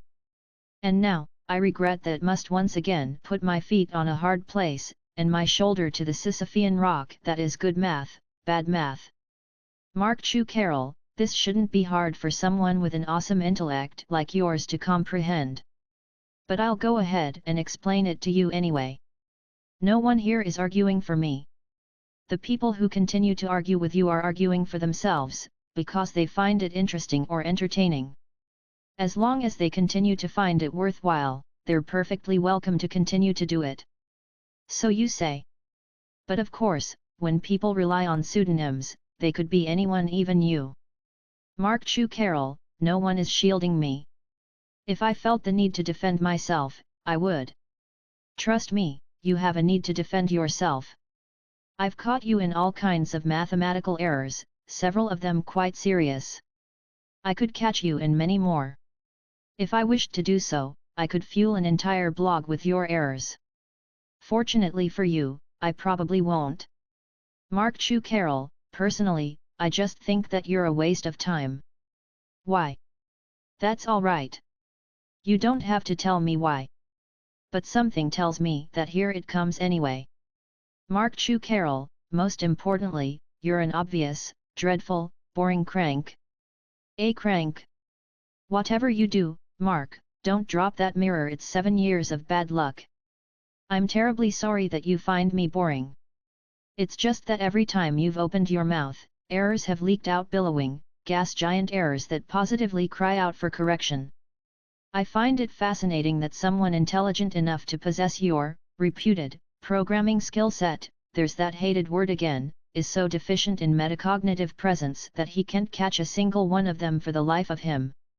Mark Chu Carroll, I lost interest in this discussion when your dodging on the definition of sets became so obvious. You're playing such a shallow, foolish game. Your theory relies on a supposed contradiction. But that contradiction is a classic example of the self-inclusion paradoxes that plague naive set theory. That's a very interesting thesis. The problem with it is that while my work has never relied on naive set theory in any way, the only contradiction you claim to have found in it stems from naive set theory. More puzzling still, no matter how many times this is pointed out to you, you can't seem to wrap your mind around it. Once I'd examined your anti-CTMU, anti-Langan tirade and noticed your complete misunderstanding of certain basic terms that you were ironically accusing me of not understanding, set theory, model, syntax, etc., I became very curious. How, I asked myself, could somebody like this graduate from college in a math-related discipline? How can he issue a critique this incoherent while managing to convince himself that he's actually saying something intelligible? I still don't know for sure how to answer these questions, and to be honest, it nags at me. People who can't see directly in front of their faces are a dangerous chronic malady of the human race. Mark Chu Carroll, but that contradiction is a classic example of the self-inclusion paradoxes that plague naive set theory. The entire argument is nothing but rubbish. If you build on an inconsistent basis, you get an inconsistent result. Naive set theory is inconsistent, and you use it to get an inconsistent result. All of your weaseling verbiage is irrelevant, you refuse to address that key point, and I think it's perfectly clear why. After the number of times I've told you that the CTMU has nothing whatsoever to do with naive set theory, your refusal to come to grips with it is nothing short of pathological. You need professional help, Mark, and I'm not kidding about that. I happen to know a PhD neuropsychologist, top-notch degree, research background, hospital residency, the whole 9 yards. Would you like me to have her explain to you how you can obtain treatment? Mark Chu Carroll, in addition to that, I think that you're a troll. You argue that you don't have the time or interest to actually discuss your theory here, but you come back, time and time again, spending foolish amounts of time writing insulting diatribes about how the other commenters aren't worth your time. That would make no sense unless you're a troll. I beg to differ. There are 2 main reasons I've taken so much of my valuable time to respond to you and your friends. First, I do it for the sake of those whom you're misinforming about my work. When you tell lies about somebody and his ideas, as you've been doing here, you don't have the luxury of complaining when he takes the time to set things straight. After all, busy people land on your site, glance at your self-promotional blurb, in which you almost make it appear that you know what you're talking about, read the top of the page, and then glance at the most recent, usually uncomplimentary, comments at the bottom of the page. On the strength of what they see, some of them erroneously assume that your critique is some sort of expert consensus, as opposed to the aimless bloviation of just another opinionated part-time blogger whose math expertise is confined to writing boilerplate code, and who is weighted down by the bursting load of pseudonymous toadies in his pants. Many people get their information from the internet these days, and the half-baked output of people like you can gather undeserved momentum. Secondly, I do it because I have a hard time giving up on people. You know next to nothing about my ideas, yet have held forth on them very unkindly and very inexpertly. Unfortunately for you, there's much more to them than you're apparently capable of grasping, and I really do think that you may suffer for this somewhere down the line. Many people, including you, will probably at some point see you as a reprehensible character if not a complete idiot. Remember, the average person wouldn't dream of attacking somebody for no good reason the way you've attacked me and others in this blog. Even where the ideas you criticize are mistaken, as some may have been, well-meaning people simply don't behave the way you do. Mark Chu Carroll, and you simultaneously argue that, a. the fact that you have absolutely no qualifications at all is irrelevant to any discussion of your theory, b. that all academic and scientific credentialing is broken, stupid, and pointless, and c. that you will not discuss your theory with anyone who lacks the credentials that you disdain. I'm not entirely without qualifications. Like everyone else, I have my own particular combination of intelligence, intuition, talent, and knowledge. It's just that I lack the qualifications written in fancy calligraphy on the very expensive tickets called degrees. Some people assume that this is entirely my fault, but it's not quite that simple. In fact, I wouldn't trade the qualifications I have for any number of doctorates in any number of academic fields from any number of universities. I can already squash most academics, if need be in their own fields, why trade that for being one of them? b. It's hardly my fault that the academic credentialization process is broken. Nevertheless, it most certainly is. While academia would be anything but pointless if it were in good running order, it will indeed remain broken as long as it is not. c. Nobody but a fool, having been unfairly pigeonholed by someone like you as a crank, would be stupid enough to share his ideas with you in depth. Given possession of an original theory that he values, nobody but a fool would reveal it to pseudonymous vipers like the ones infesting your forum. Given that academia determines who get credit for intellectual productions, no rational person without academic credentials, or any dependent form of security, would be so foolish as to indiscriminately share his intellectual productions with credit-hungry, publish or perish academics for the mere privilege of being ignored, insulted, or perhaps even plagiarized by them. In short, the reason I don't discuss my work in depth with people like you is you, and people like you. You're the problem, and that's something about which there can be no doubt in any rational mind. Again, I'd never dream of attacking somebody out of the blue the way you did me. Decent people simply don't do things that way unless, of course, they've first been attacked by people like you, Rubix, Fringe, and so on. Even though anonymous critics and their ringleaders are a dime a dozen and notorious for spewing smelly mud like ruptured sewage lines, the bunch of you are simply beyond the pale. Obviously, any hostility associated with your squirting behavior falls on your heads alone. Mark Chu Carroll, I simply can't take you seriously.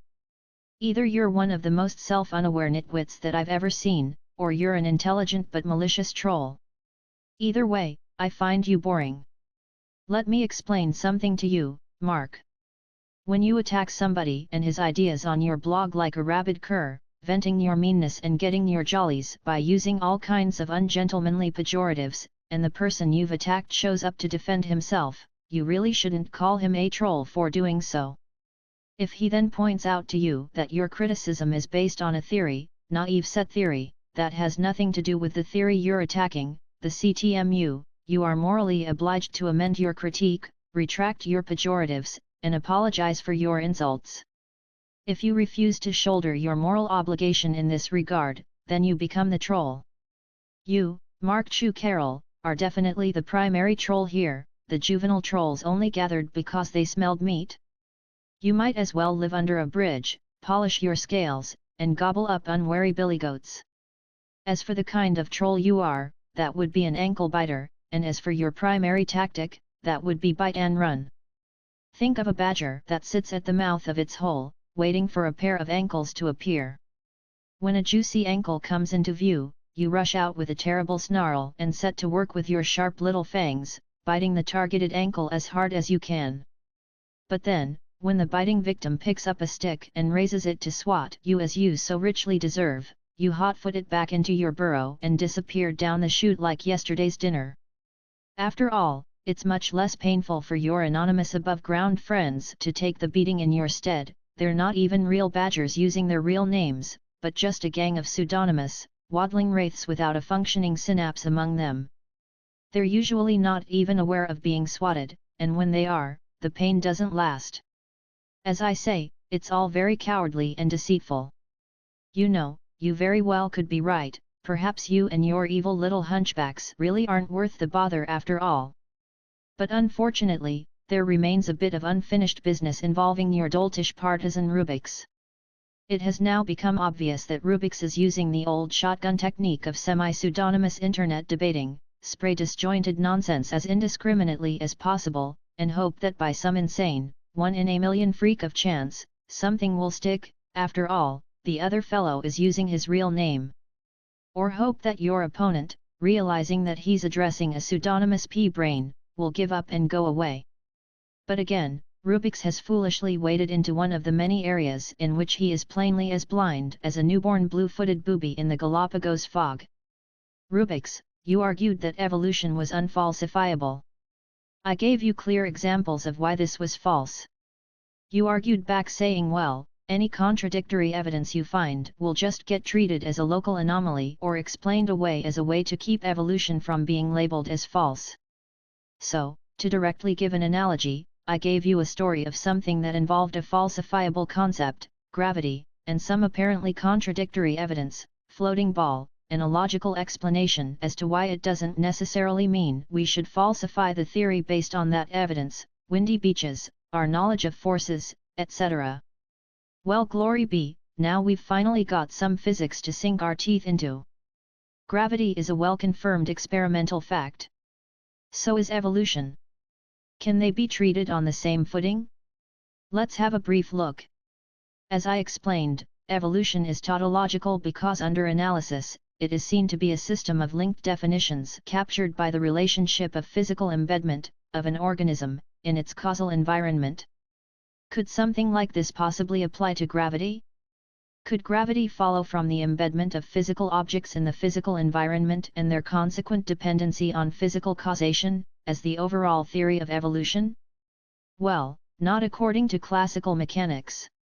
Back when gravity was seen as a force, i.e., the gradient of a potential, inhabiting an invariant medium as content, rather than as a variable property of the medium itself, matter was seen to obey the force.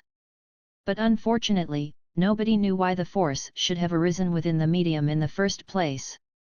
Hence, matter could not be said to obey the medium, but only the force within the medium, wherever it may have come from. In other words, no tautology. But then along came Riemann, Lorentz, Hilbert, Einstein, and so on, and the force within the medium of absolute space now became a property of the medium, reformulated as space-time. The property in question is space-time curvature. Suddenly, gravity took up residence in the physical embedment relationship as compactly described by Einstein's field equations, which relate matter to space-time through curvature, and a tautology was born. Granted, Einstein followed Darwin in not calling his theory or its summary equation a tautology. But take a close look at it. What does it really say? World-class physicist John Wheeler, one of my favorite scientists of all time, put it like this. Matter tells space how to curve, and space tells matter how to move. How are space and matter related in this quotation? Why, they're mutually defined.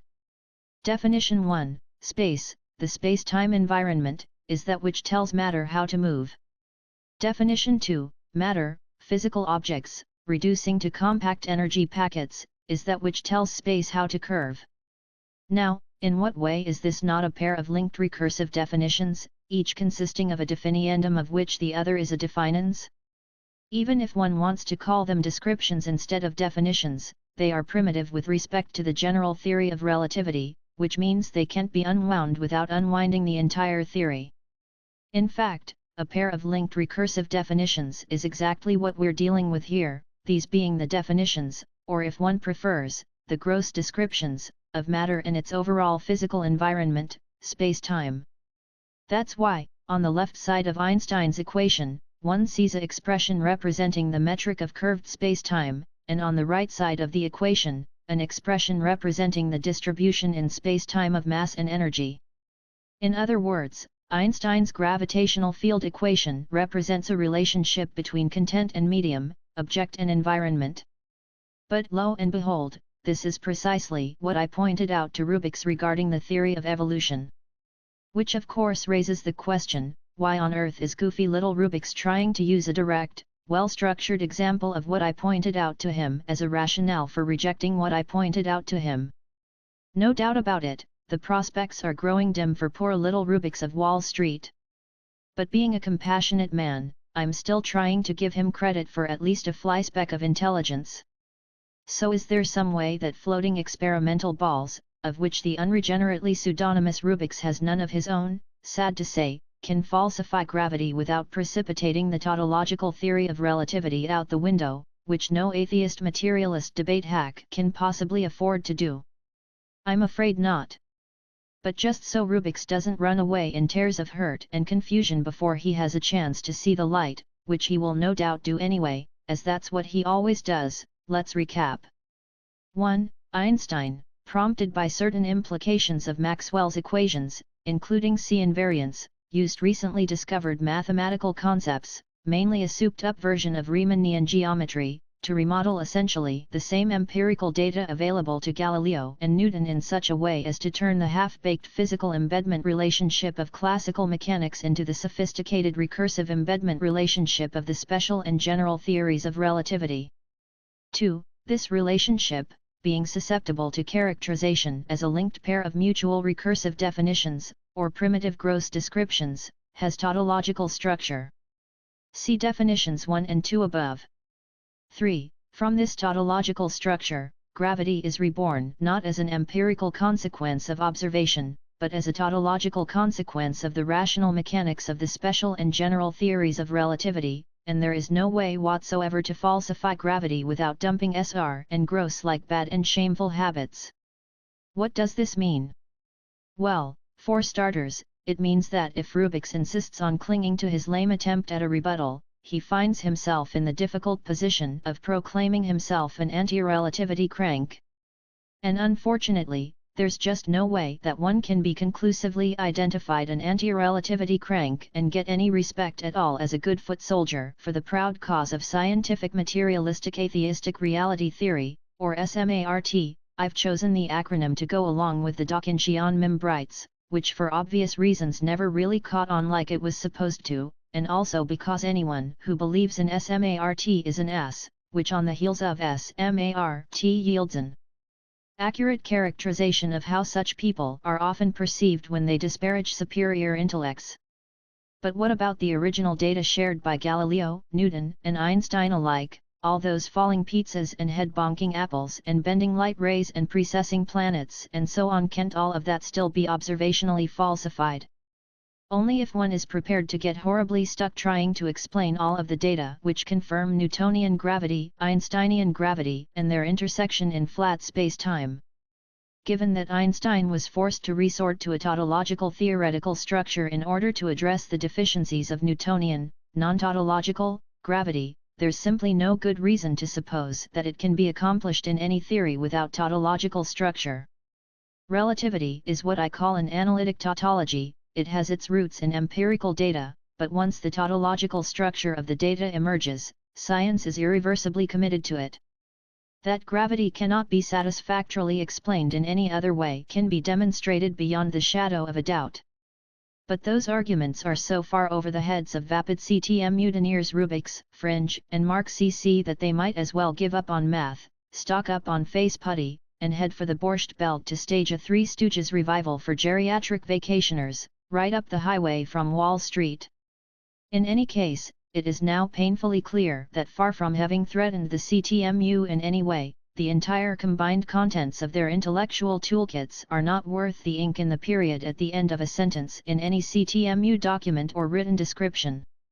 Mercifully for my schedule, nothing else that Rubix has written merits a response. Falsification metrics: no competent mathematician believes in Zeno's, or Newcomb's, paradox. Science fiction = street/cyberpunk matrix philosophy, ad hominem crank indices. It's all complete bafflegab, proving beyond any shadow of doubt that Rubix, not to mention his sidekick Fringe and their spiritual sugar daddy Mark, are as full of it as hog farm manure wagons. Fortunately, I have my own farm to worry about. And so, having once again squashed these insignificant gadflies like the bugs they are, I'm afraid I must return to the fields. Next installment, Zombie Bugs. Comment number 23. Never mind the fact that I personally got into Harvard myself. Right on schedule, a zombie bug. A bug that couldn't get into a good daycare center if his mommy were holding him in one hand, and a $20,000 check in the other.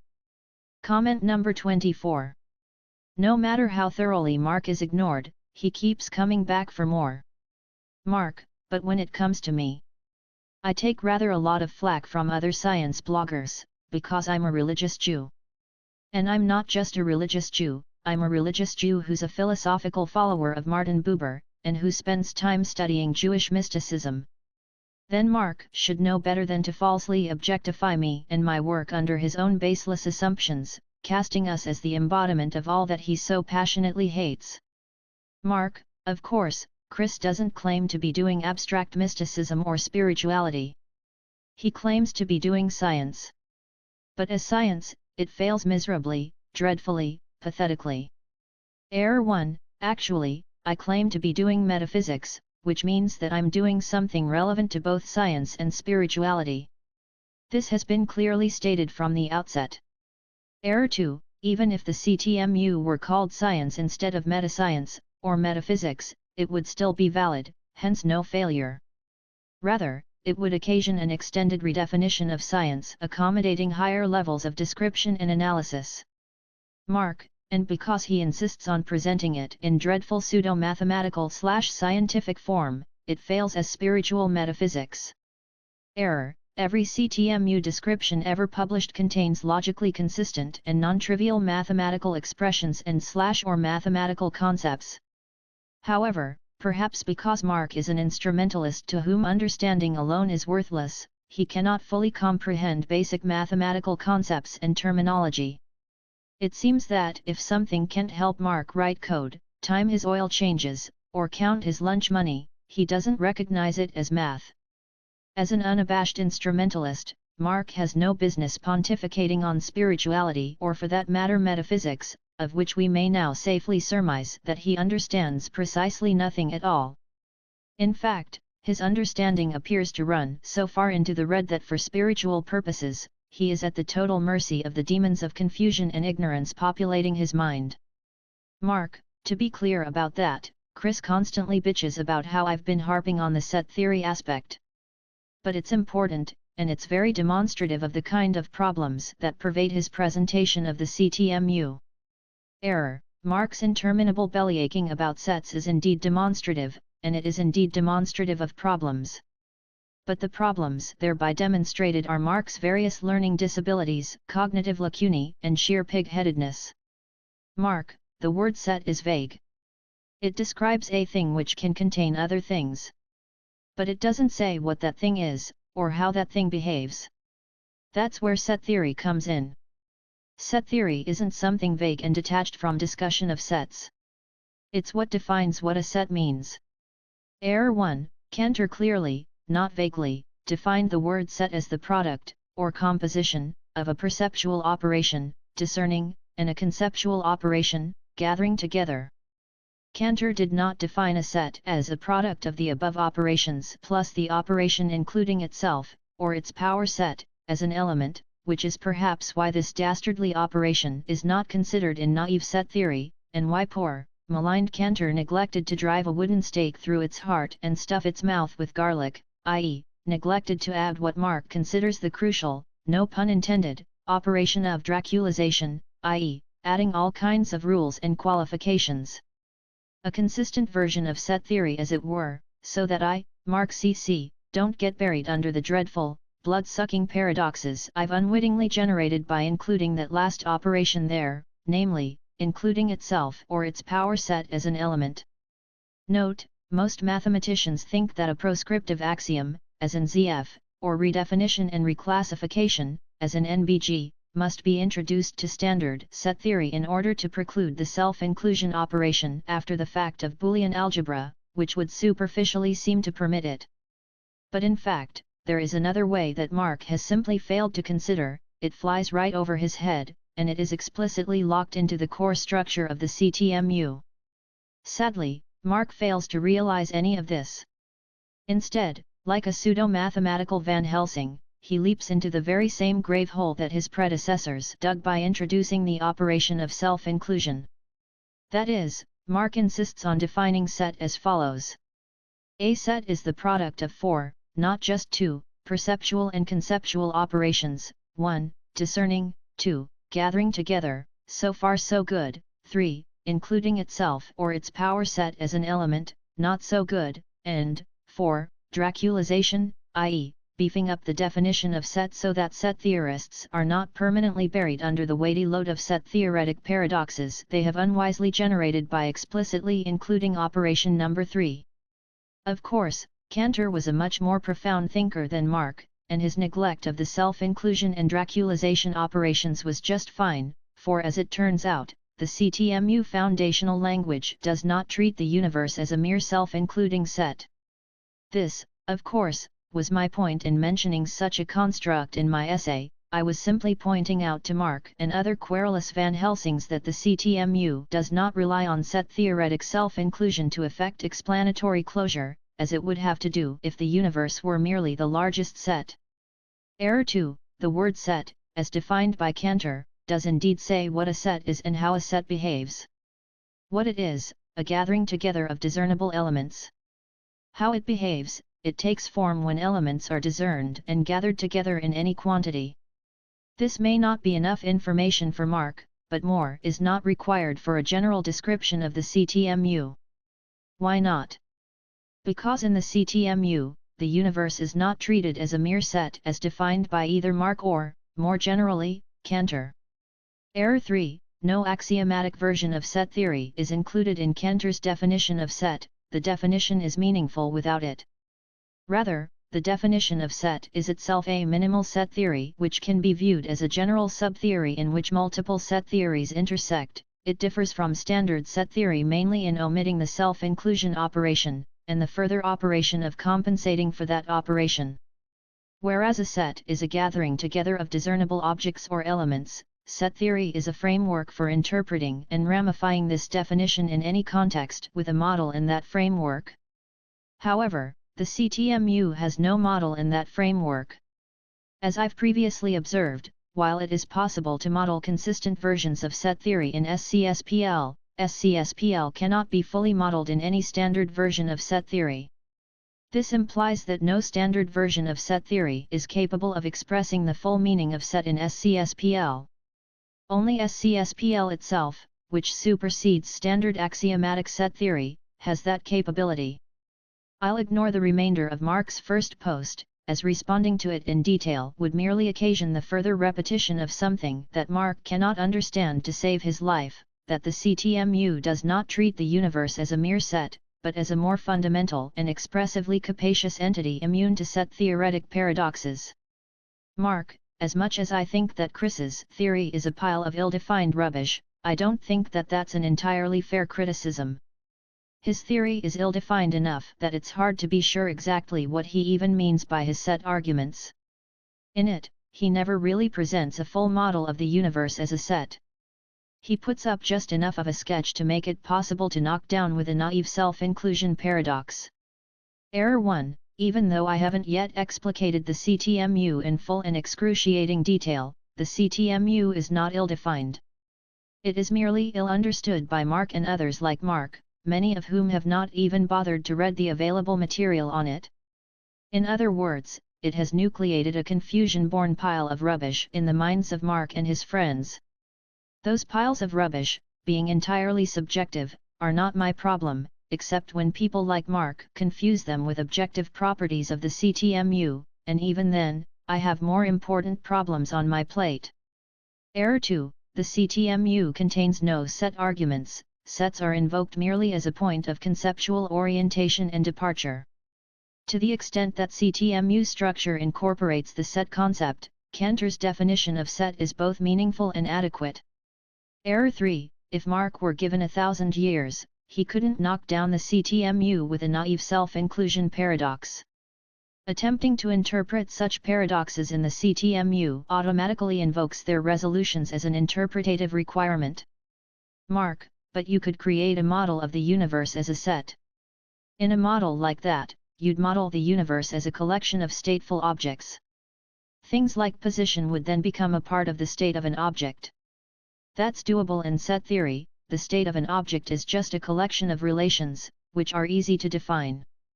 It's certainly not simple, because the state of things changes over time, but that's inevitable, because the universe itself changes over time. So far, so good, and what a pleasant surprise! But alas, the pleasure is only temporary. Mark, but even if you go that far, that still points out a major problem in Chris's theory. Because Chris tries to build his argument on the assumption that the universe is a set.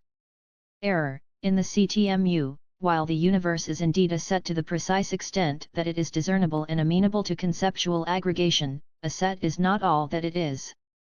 This generates a paradox for poor Mark, who evidently thinks that if the universe is in any way a set, i.e., that if the universe contains discernible elements, objects, states, events, relations, operations, and / or so on, which can be conceptually aggregated under the heading universe, then, 1. It must be nothing but a set as he obstinately insists on defining it, including operations number 3 and number 4 above, and, 2. Set theory must be its foundational language. Unfortunately for Mark, the CTMU does not treat the universe as nothing but a set, and as a happy correlate of this fact, its foundational language is not a standard version of set theory, but SCSPL. Mark, things like the position and velocity of an object are intrinsic, interrelated properties of the object, not things that are defined by an external universal relation. If Mark actually understood the full implications of his statement, his CTMU comprehension problems might go away. But of course, if pigs had wings and jet engines, they could fly to Paris for champagne and canapés. And so, at the end of Mark's long and unrewarding day, the only valid complaint that he can formulate about set theory and the CTMU is that I haven't fully explained the CTMU/SCSPL interpretation of set in a way that tells Mark, who desperately resists any attempt to enlighten him, how to resolve set theoretic paradoxes. I could do that in just a few paragraphs, but this is not the right venue, and such an explanation would be a favor to Mark, who has not behaved in such a way toward me that I owe him any favors.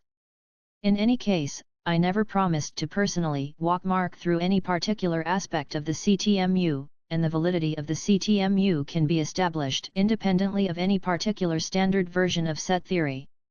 But if it makes him feel any better, this dialogue has at least made me aware of possible sources of incomprehension which bear extra clarification. Rest assured, I'll be doing something about that. Now good day to all. Comment number 25. He's done nothing but attack my background, Mark's background, etc. It's really quite scandalous that Rubix of Wall Street, pseudonymous champion and guardian of Mark Chu Carroll, is such a lying, character-assassinating little blabbermouth, if only because it reflects so poorly on Mark. Rubix, by the way, doesn't have a background. Backgrounds belong to people who operate under real identities, as I do. Rubix is too frightened to do that. Why is he frightened? It's hard to say, but we might as well begin with the fact that his last post, so full of venom and vitriol, fails to contain a single true statement. Maybe there's one buried in there somewhere, but I seriously doubt it, and I'm not about to waste my time looking. Lord knows, I've been hounded by more than my fair share of anonymous dirtbags over the years, it goes with the territory. One almost gets used to it. But I must say, little Rubix here pretty much takes the cake. Now enough, already. Is Mark such a pathetic intellectual weakling that he can't even fight his own battles, the ones he starts, like he started this one over 3 years ago? What a shameful embarrassment for poor Mark. Comment number 26. First, let me congratulate several of the above participants for the fine job they're doing arguing on the CTMU side of things, that is, on the right side of things. It's a pleasure to behold. But even though it almost appears that I could safely turn my back on this discussion, I'll go ahead and add my 2 cents just for the sake of thoroughness. AI, it doesn't matter whether or not you are saying the universe is just a set. You have repeatedly stated that you define a set to be a collection of objects, with no further corollaries. With this definition, it is possible to prove anything. Anything at all. Thus, anything you show using this assumption is meaningless. Not exactly. You first have to construct a paradox around that definition, which you seem to have relaxed in a way I don't recall having authorized, using a language that supports the construction and thus renders itself inconsistent, until you slap a few convenient semantic, aka set theoretic, constraints and definitions on it as an afterthought. When Cantor's definition is mapped into SCSPL by the CTMU, such a construction is not supported. If you don't understand what that means without further qualifiers, that is to say, without yet another perfectly transparent description of the language and the mapping in question, I can only say that I'm aware of the confusion and plan to address it by my own means, on my own schedule. Meanwhile, as far as concerns Mark, I need merely keep him penned up in the little box of errors he unwisely insisted on building for himself. Given his pig-headed refusal to recant, this will require no mental effort at all. AI, you can call it whatever you want, but the fact of the matter is that you need a stricter definition before you can proceed. Which, apparently, you have. So I did a little research and found the paper you published in 2002. And in your SCSPL section, you fail to really define it. You do the same frustrating, annoying bullshit that Marx does in that you claim your construct has these various properties, but it is impossible for anyone else to actually figure out if your conclusions make any sense because you have not made your assumptions or definitions clear. I see where you're coming from. But even that terse little description I gave in the 2002 paper you read, let alone its cumulative reinforcement by other things I've written, was enough to characterize SCSPL. One need merely understand the context of that characterization. If you don't understand the context, then either you have your homework cut out for you, or you can simply wait until I get around to doing some more explaining. All I ask is that I not be slurred, defamed, and called names like crank and crackpot while I'm trying to work. Remember, I don't enjoy academic perks and protections, I don't have an uncle in the business of publishing scholarly nonfiction, and partially as a consequence of that, I'm often occupied with other matters. Academia has done a sterling job of freezing people like me completely out of the loop, even including non-academic publishers, and this is obviously something for which reasonable allowances are required of me, especially given what's at stake regarding this particular theory. AI, so, while it may be the case that your theory is consistent, there is no point in trying to convince the world of its truth until you fix basic writing problems that wouldn't fly in a decent high school. So juvenile delinquent Rubik's skedaddles back to Wall Street High just in time for dance class, and now I'm talking to another high school kid with a bone to pick. I guess that here at Good Math, Bad Math, it just gets better and better all the time. Seriously, I'd hope you're at least a cut or two above that. AI, once again, the point is not that the universe being a set is what leads to the contradiction, though this does have problems of its own. I realize the set of the universe has different structure in CTMU, but unless your definition of set is stricter than Cantor's, you are reasoning from a contradiction. This part has nothing to do with the universe at all. Again, that's not quite right. It's the CTMU interpretation of Cantor's definition, which the CTMU faithfully preserves, that obviates standard set theoretic paradoxes. AI, and if the universe being a set both is unnecessary and takes time to prove, why is it even in the CTMU? As I said, set theoretic paradox is invoked as a point of orientation and departure. When constructing a new theory, one has no choice but to use available concepts as best one can, and it is at least partially up to the reader to allow for this necessity. AI, not that I think you can prove it, since you would have to come up with a better definition of set first. Or a better interpretation of set, in a better language than standard set theory. AI, one problem that immediately jumps out is that there are multiple models of computation and definitions of the various linguistic terms that Chris uses, but he doesn't address this. To some extent, I do address it. Beyond that extent, it need not be addressed, because the context is limited by the structure of the theory, which automatically suppresses irrelevant constructions. Another is the apparent determinism of the theory. Determinism is a problem only where it is exclusive. Every theory is to some extent deterministic. The CTMU explicitly accommodates the uncertainty, indeterminacy, and undecidability of reality. And while these would not be crippling if Chris were using language as a model for reality, he is saying reality is a language. Yes, but let's not forget what kind of language I'm talking about. It is a language that is also a model, and in addition, a universe unto itself. This is why it is called trialistic in that 2002 paper, and that's why the very title of my theory conforms to this attribute. That's a problem, as Mark pointed out long ago.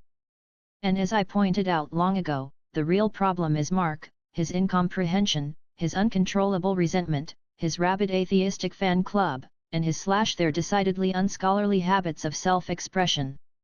You know, I think there may be still a certain amount of misunderstanding about me, my situation, and what I'm trying to do.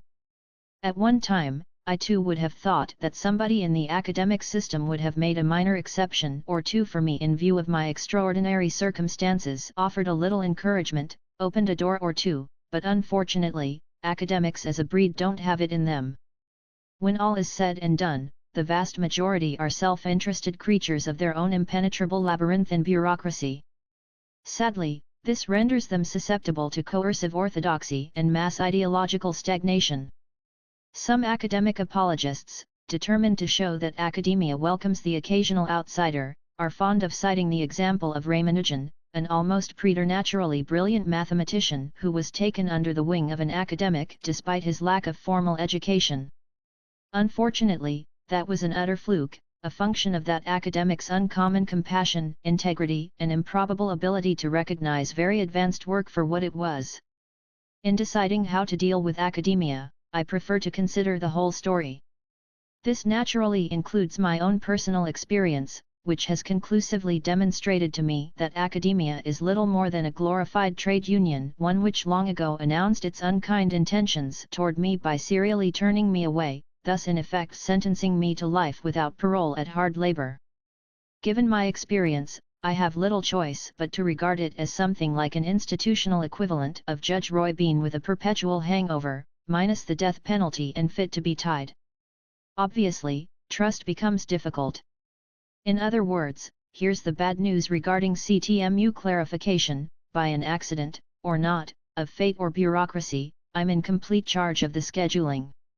The good news: this means that it will happen exactly when and how I think best, which is only fair, since it's my theory, and I'm the one who's been putting up with nasty, hideously confused anti-CTMU gadflies for all of these years. I don't work for academia, I don't work for the banks who might have robbed me blind for a university education, I have no peers or colleagues who call me brother in their mobbed-up intellectual trade union, I'm not a darling of the rich genius foundations, and in consequence, I owe nothing to any of them. In a way, that's a very good thing. In fact, that's probably how it had to be. You see, the most profound insight belongs to no mere pusillanimous hack who buys his future at the cost of his soul. It's not just a myth, truth serves no master but God himself, and holds in contempt those whom lesser masters have bought. After all, for the purposes of most earthbound masters, truth is a mere inconvenience. I hope this helps explain why I haven't been doing certain things the way others do them. In any case, the worst assumption one can make about me is that credentials and intellectual achievements always closely correspond to knowledge and ability. Make that ridiculous assumption with me, and you might as well call it a day, a year, and perhaps even a life. Just another word to the wise. Comment number 27. Why do you include a rant about academia in every post? I don't. Maybe you'd better scroll up and do some counting. Face it, if I or my work came with an academic imprimatur, certain commentators here would keep their patronizing advice to themselves, or at least feign a little respect when parting with it.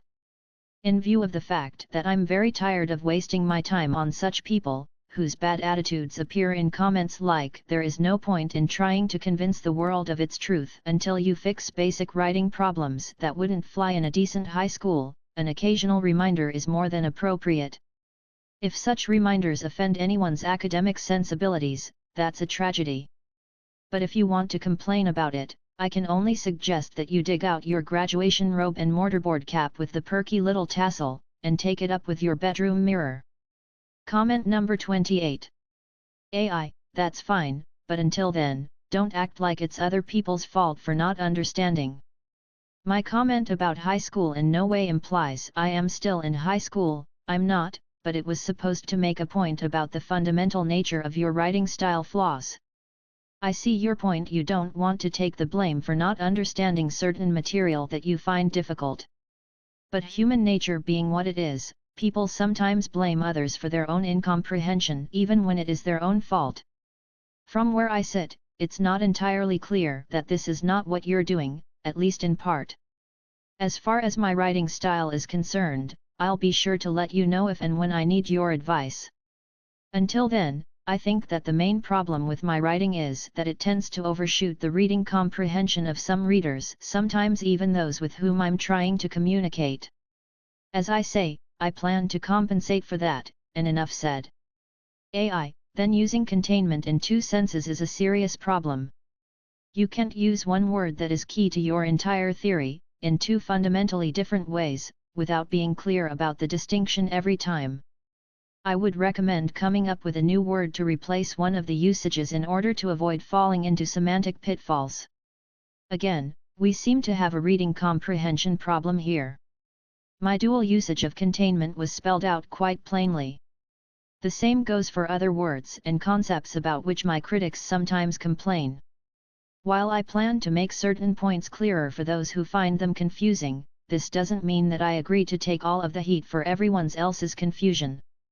Metaphysics is a very abstract field, and those who can't take the heat for their own confusion should consider staying out of the kitchen. AI, if you're going to invoke standard definitions, which you do, don't diverge from the standard usage.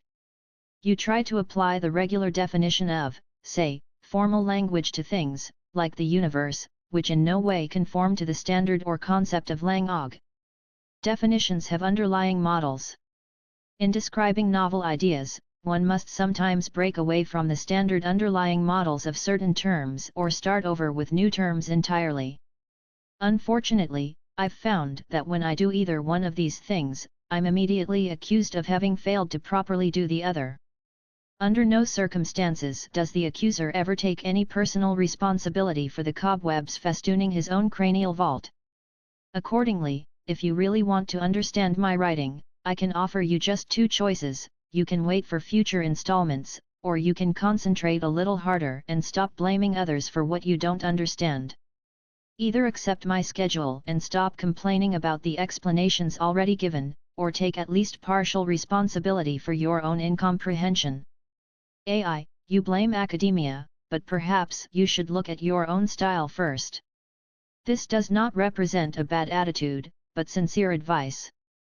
The only reason I'm actually putting any effort into this at all is because I think you might have something worthwhile, just expressed poorly. I don't think it's quite fair of you to accuse me of blaming academia for anything. That would be futile, as academia is unable to experience remorse or concertedly reform itself in any way. For better or for worse, it is what it is. My point was merely that, being what it is, and relating to me as it does, academia has unavoidably impacted my explanatory schedule and the amount of CTMU material currently available. Aside from that, it bears no further discussion unless, of course, someone wants to further discuss it, in which case there's really no point in complaining about the topic. Thanks for giving my theory the benefit of your doubt. Hopefully, we'll get some real communication going at some point, and you may actually start to feel good about it. Comment number 29. How utterly disreputable.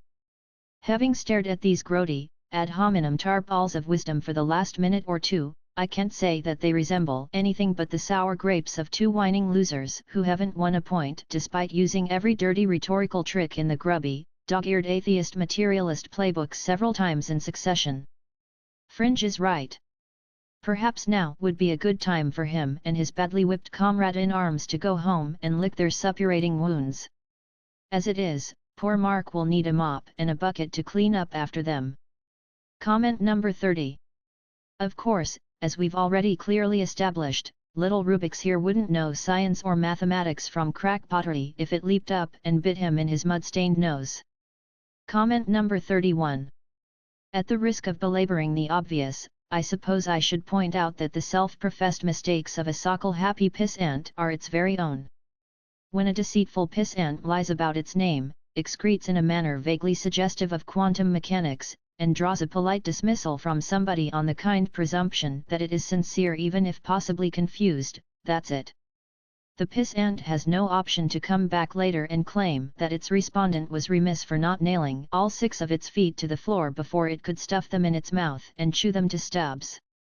Pissants generate errors faster than they write, so when they write fast, they defy external correction. While this can easily be illustrated using the graphs of generic functions, the math can be simplified even more. One pissant excreting nonsense through one bunghole requires 1 cork. Even a pissant can count that high, and of course, it works great for sock puppets too. Comment number 32. Actually, my little finger knows more about quantum mechanics than can be found in the entire empty head of a gutless, insignificant gadfly like Rubix here. But I suppose that little Rubix has no choice other than to persist in his nonsense, and will surprise no one by doing so until everyone is puking at the mere sound of him. What a joke is slimy little Rubix of Wall Street. Comment number 33. Mark C. Chew Carroll, I've been trying not to feed the trolls. It's good to hear that, autophagy looks bad on a Wall Street CV. But you should also try not to be the trolls. Mark C. Chew Carroll, in other words, Chris, your responses, since I can't actually point out anything that Rubix got wrong in his comment, I'll just fling pointless insults at him. Rubix got everything wrong in his comment, Mark. Just like you, every time one of you opens your mouth. Mark C. Chew Carroll, it's absolutely typical of you, content-free ad hominem, in a pathetic attempt to cover up your own dreadful ignorance. Mark, you've already been caught red-handed parading around with grade school misconceptions regarding sets, models, set theory, and model theory. In fact, you've been caught pawning them off as mathematical expertise. Sheer ignorance, dreadful ignorance, is your trademark. But if you don't understand by now how badly you and Rubix have been thrashed here on fundamental points of mathematical comprehension, you're even farther gone than I already think you are. In fact, that's the only plausible explanation for your strange refusal to stop biting my ankle, retire to your hole, and cut your mounting losses. Comment number 34. Jeremy, Chris, I understand where you are coming from. You have been there, done that. Being an autodidact, I myself use words the same way, categorically. Syntax has many roots and many outgrowths. To represent the word responsibly, you have to apply it globally, i.e., as a universal category. Very good, Jeremy. Given the low quality of criticism that my work often receives, I must say that I'm quite impressed with the comprehension displayed by you and at least 1 or 2 others contributing here. As one might imagine, I could write pages on the meaning of syntax in the CTMU, and will at some point be doing so publicly. Fortunately, however, I don't have to do so here, as I've already explained. The metaphysically contextualized functional definition of that term is sufficient for a general description of CTMU structure and dynamics. I agree that touching base at some point might be a good idea. Remember that the Mega Foundation is a point of contact, and we'll be gearing up sometime soon. It's the tail end of haying season right now, antique farm equipment being what it is. I'm about 100 acres behind, and of course, there's an upcoming book to finish. Meanwhile, keep up the fine work. Comment number 35. Another grating anti-CTMU, anti-Langen screed from the indefatigable Fringe. Fringe, basically there are 4 supporters of Langen here, Tim, Jeremy Jar, Anonymous, and Langen himself. Even if that were true, what's the problem? The main opposition consists of Fringe and Mark Rubix Carroll. Even if the latter is not one person as he appears to be despite the pretty pictures, he might as well be in point of mathematical illiteracy and general perspective. Error. He claims that Cantor's definition of set is immune to naive set theory inconsistencies. Absolutely not. One is free to add operations 3 and 4, self-inclusion and Draculization as described above, in any standard version of set theory, minus the patches of course, to obtain inconsistencies. I merely say that when Cantor's definition is properly interpreted in SCSPL, these inconsistencies are avoided. Error. Then he uses that inconsistencies to infer things. For example, he claims there is a biggest set, a set bigger than any other. Then he speaks about its power set, which is bigger. This paradox is directly related to his definition, which is inconsistent. As just observed, Cantor's definition of set is not intrinsically inconsistent, any more than its definitive operations, discernment and conceptual aggregation, are inconsistent. It is in fact perfectly consistent as long as it is not misinterpreted or interpreted in the wrong language. Moreover, because CTMU inferences are made in another language entirely, they cannot possibly incorporate those inconsistencies. Error. When pointed with this simple fact, his only answer is to deny reality and insulting people. Not only have I not denied reality, but I have steadfastly tried to keep the discussion on course and focused on content, the alleged errors in the CTMU, and the errors of the owner of this blog, Mark CC, even as others have insulted me. If I've sometimes engaged in a bit of tit for tat, that was merely in reaction to those insults, up to and including those at the top of this page and at least one other page written by Mark, both of which are duplicated at Science Blogs. After all, if those given to insults are not themselves insulted, they may never learn the liabilities of rudeness. Okay, that's it. 3 strikes and Fringe is out like a light. And now for the preceding screed by Rubik's Chew Carol. Error. I'll pull stuff directly from the CTMU paper itself to explicitly show why it's all nonsense. I beg your pardon, but it takes more than pulling stuff from a paper to show that it is nonsense. We see plenty of pulling here, but no showing. Error. Langen quotes mathematician David Berlinski, another Anti-Evolution Discovery Institute crank, who says DNA is just a material macromolecule and yet it supposedly explains everything. This isn't realistic. I don't work for the DIT. In fact, I've never even gotten a phone call or a letter from the DIT, much less a check. I met Bill Dembski and a couple of other DIT fellows at ISCID, exactly once. Bill's a great guy. Error. Chris somehow takes this quote to mean that the information in a DNA string is meaningless without something material to read it, and therefore information is meaningless without physical interaction of some sort. Interaction, yes, physical, not necessarily. Berlinski distinguishes between the information embodied in DNA, which relies on causal pathways, transformative physical interactions with other physical objects or transducers, to create effects, and the laws of nature themselves, which do not have the luxury of pre-existing causal pathways or physical interactions to create the physical universe itself. He understandably regards this distinction as a matter for scientific inquiry. The CTMU addresses this distinction, and the paper goes on to explain how. Berlinski's entire essay is on the DI website. http://discovery.org//616.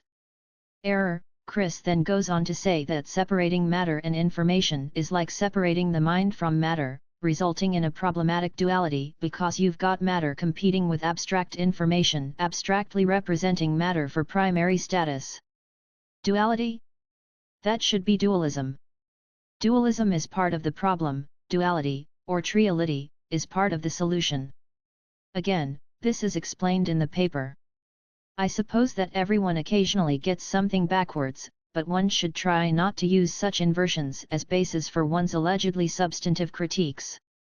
Strange, the same silly error was recently made by another CTMU critic at another blog, and he didn't know anything about mathematics either. Maybe Rubik's isn't Mark after all. Come right down to it, the only thing we know for sure is that he's not who or what he claims to be. Error. I mean, Jesus, it's pure bullshit that gets worse and worse as you read on. It's not that we're too dumb to understand it. It's because Chris overestimates himself and doesn't seem to understand why his arguments consist of ignorant rubbish that is founded on ridiculous premises. As this sort of ad hominem garbage is of no informational value regarding the CTMU and is thus irrelevant to the stated purpose of Rubik's Screed, it was an error to include it. Again, 3 hoops, 5 strikes, and that will about do it for this grubby little crackpot, whose remarks only get increasingly stupid and offensive as his screed progresses. Good day. Comment number 36. Clearly, Mr. Fringe understands not one thing I wrote. Error, what is he saying here? Mathematicians use sets to model things.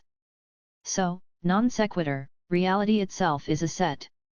Reality is a set because, to the extent that it is subject to scientific inquiry and analysis, it consists of discernible entities subject to conceptual aggregation. One requires no particular mathematical model to infer this, one requires nothing more than the scientific method, admittedly a model of sorts, but I don't think that's what Fringe means. Error, it's the largest set of all, non sequitur. Every set has a larger set, like its power set. Contradiction. So he infers reality becomes more than a set, inference from inconsistent hypotheses not related to the contradicting hypotheses, but for a third one. The first 3 sentences almost make sense, except for the non sequitur. Reality obviously coincides with the set of all things real, which is the largest real set. The last sentence appears to be saying that in order to infer that reality is more than a set, one must adopt inconsistent premises. That's ridiculous. Error, you see. He assumes an absurd hypothesis, that there is a largest set, who he can because of his naive definition of set is loose enough, and he actually tries to infer something from that. I would call this to infer things from naive set theory inconsistencies. Wrong, I merely referred to a certain paradox involving the largest set concept in order to make a point regarding ontological closure. The paradox in question is explicitly precluded. Having replaced himself at the plate after striking out the first time, Fringe has now doubled, that is, he has struck out twice. I'd write batter up, but that would merely occasion the end of the inning. Comment number 37. What a surprise, more Rubik's. Error, almost every idea in the CTMU is unoriginal. Everything in the CTMU, including the wealth of ageless wisdom to which it gives renewed expression, is wired together in a new and original framework. Its overall originality is at least partially why so many people, especially fools like Rubik's, fail to understand it. That, and the math part. Error, it's all just a messy, fatty, buttery rehash of Wheeler's ideas stuffed inside the moldy potato that is intelligent design. Well, at least we're up to something more recent than Spinoza and young Earth creationism. These two are favorite values of X in the time-worn and tattered CTMU criticism, which reads the CTMU is just a rehash of X. Error, we don't even need to take the battle to the CTMU to show why Chris is unfit to claim himself a master of math, logic, and physics. I don't recall making that claim, although I will say that an obvious numbskull like Rubik's here should think long and hard before betting too much of his Wall Street lucre against it. Error, just yesterday, he was responding to posts with the fury of rapid fire but conveniently ran off like a wet cat, as expected, when I posed some basic QM questions to him to expose his ignorance. I spent most of the afternoon yesterday on a 4-ton tractor, seeing to much more important matters than little Rubik's here. After all, I have to grow food for my horses and cows, each one of whom possesses a bigger and better heart than Rubik's. Come to think of it, there's at least one other major organ to which this may apply as well, 3 if we're talking about just the studs and the bulls. Error, even though he has since returned to this blog to reply to other posts, he's completely ignored the simple QM questions. How best to put it? It is not the place of a dim-witted little toad like Rubik's to play quizmaster with the targets of his various accusations and insults, particularly when playing along with him would have at least 3 unhealthy effects. 1. It would reinforce his already insufferable idiocy. 2. It would allow him to divert everyone's attention, including his own, away from the many basic errors and misconceptions in which he has already been caught, and under which he still mindlessly labors. 3. It would provide him with yet another opportunity to make mistakes, even after proving himself incapable of understanding anything much more complex than a game of hopscotch.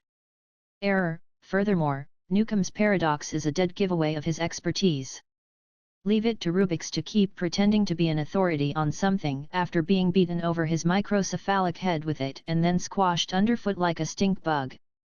And now, I guess I'd better announce that I've got to get back on the tractor, lest Rubix suppose that I'm fleeing from the slashes and thrusts of his rapier wit. Comment number 38. I count 2 true statements in your first paragraph, neither of which implies the bogus statement that you made up. The lies you added don't help. Regarding quiz games, it appears that we may have another misunderstanding. When I address you, it is strictly for the purpose of wiping your slime trail off my theory. I have no interest in playing games with you or answering your questions. If you were to ask me what letter comes after A, I'd either ignore you or tell you to aspirate a bowl of alphabet soup and pick it out of your nose. It's nothing personal, it can't be, because you're not a real human being. You're something like pond scum, only slimier, smellier, lighter upstairs, pathologically deceitful, and, therefore, too frightened to give your real name. This reduces you to nothing more than a minor nuisance to be corrected as I choose. No, I didn't click on your video. Comment number 39. 1. Mark Churubix, misquoting me, nobody else is as smart as you. I never said that. I recall answering negatively when an interviewer once asked me whether I'd ever met anyone I found smarter than me, but that's a different statement entirely. 2. Mark Churubix, quoting me, you have more knowledge of quantum mechanics in your pinky than I do in my entire head. That's right, I wrote that. I'd write it exactly the same way again. 3. Mark Churubix, misquoting me, everyone else makes errors faster than they can write. I never said that, except about Mark and Chubix. Another lie. 4. Mark Churubix quoting me, your theory is absolute knowledge. Yes, I wrote that, in so many words. 5. Mark Churubix, misquoting me, we're all throwing around mathematical misconceptions left and right. I didn't say that, except about Mark and his puppets. It's another lie, for a total of 3 lies out of 5 attributions. Attributions 1, 3, and 5, being lies, must be discarded. So the question is, do either of the true attributions 2 and 4 imply the truth of the alleged summary attribution you claim yourself a master of math, logic, and physics? Statement 2, no. It's unnecessary to be a master of math, logic, and physics to have more knowledge of quantum mechanics in one's pinky than Mark/Chubix has in his entire head. Indeed, this could well be true of anything smarter than an organ grinder's monkey. Statement 4, no. Absolute truth is a matter of logic, not personal mastery. So not only did Mark Churubix lie 3 times out of 5, he drew an invalid conclusion from the only true attributions he made. Premises, 60% lies. Conclusion, 100% erroneous, i.e., another lie. If Chubix were Pinocchio, his nose would be 20 feet long and as crooked as a corkscrew. He's a liar, and Mark is, at the very least, his accessory. But what else is new? Comment number 40. I'm sorry, Alexander M., but it is evident from the tone and content of your questions that you haven't actually read my work. That, combined with your pugnacious attitude and the fact that you are merely another anonymous poster whose remarks are not supported by your name and reputation, means that it is not worth my while to discuss the theory with you until you remedy every aspect of this situation. But thank you for your interest. Comment number 41. Alexander, I am quite sorry for my pugnacious attitude, but then again, how best to put it? It is not the place of a dim-witted little toad like Rubix to play quizmaster. This kind of insults against other commenters caused me to respond like that. Apparently, Alexander, you not only haven't read my work, you haven't read the thread. You need to read the entire thread. I'd still have a very long way to go before insulting Rubix as much as he deserves to be insulted. He's a despicable little creature, a liar, an airhead, and quite vicious. At this point in the discussion, I'm afraid that truth trumps polity. Perhaps you can find comfort in the fact that the dirty little bugger steadfastly refuses to provide the least bit of, true, personal information, owing to which the insults you deplore cannot be attached to a real person. Alexander, my name is Alexandros Marios Konzyukov, physics student, no academic reputation whatsoever, although I must point out that you do not have any academic reputation either. Very well, then. In lieu of an academic reputation, I'll settle for a real reputation of some kind. As I'm still unconvinced that Alexandros Marios Konzyukov is your name, you can start by providing some bona fides. Your information should be easily verifiable on the web or by telephone. Alexander, my main point is that a successful theory has meaning only if it can make predictions, if it gives back more than you give it. Firstly, this is incorrect. I've explained why at length. Scroll up until you find my discussion of theoretical types and evaluative criteria.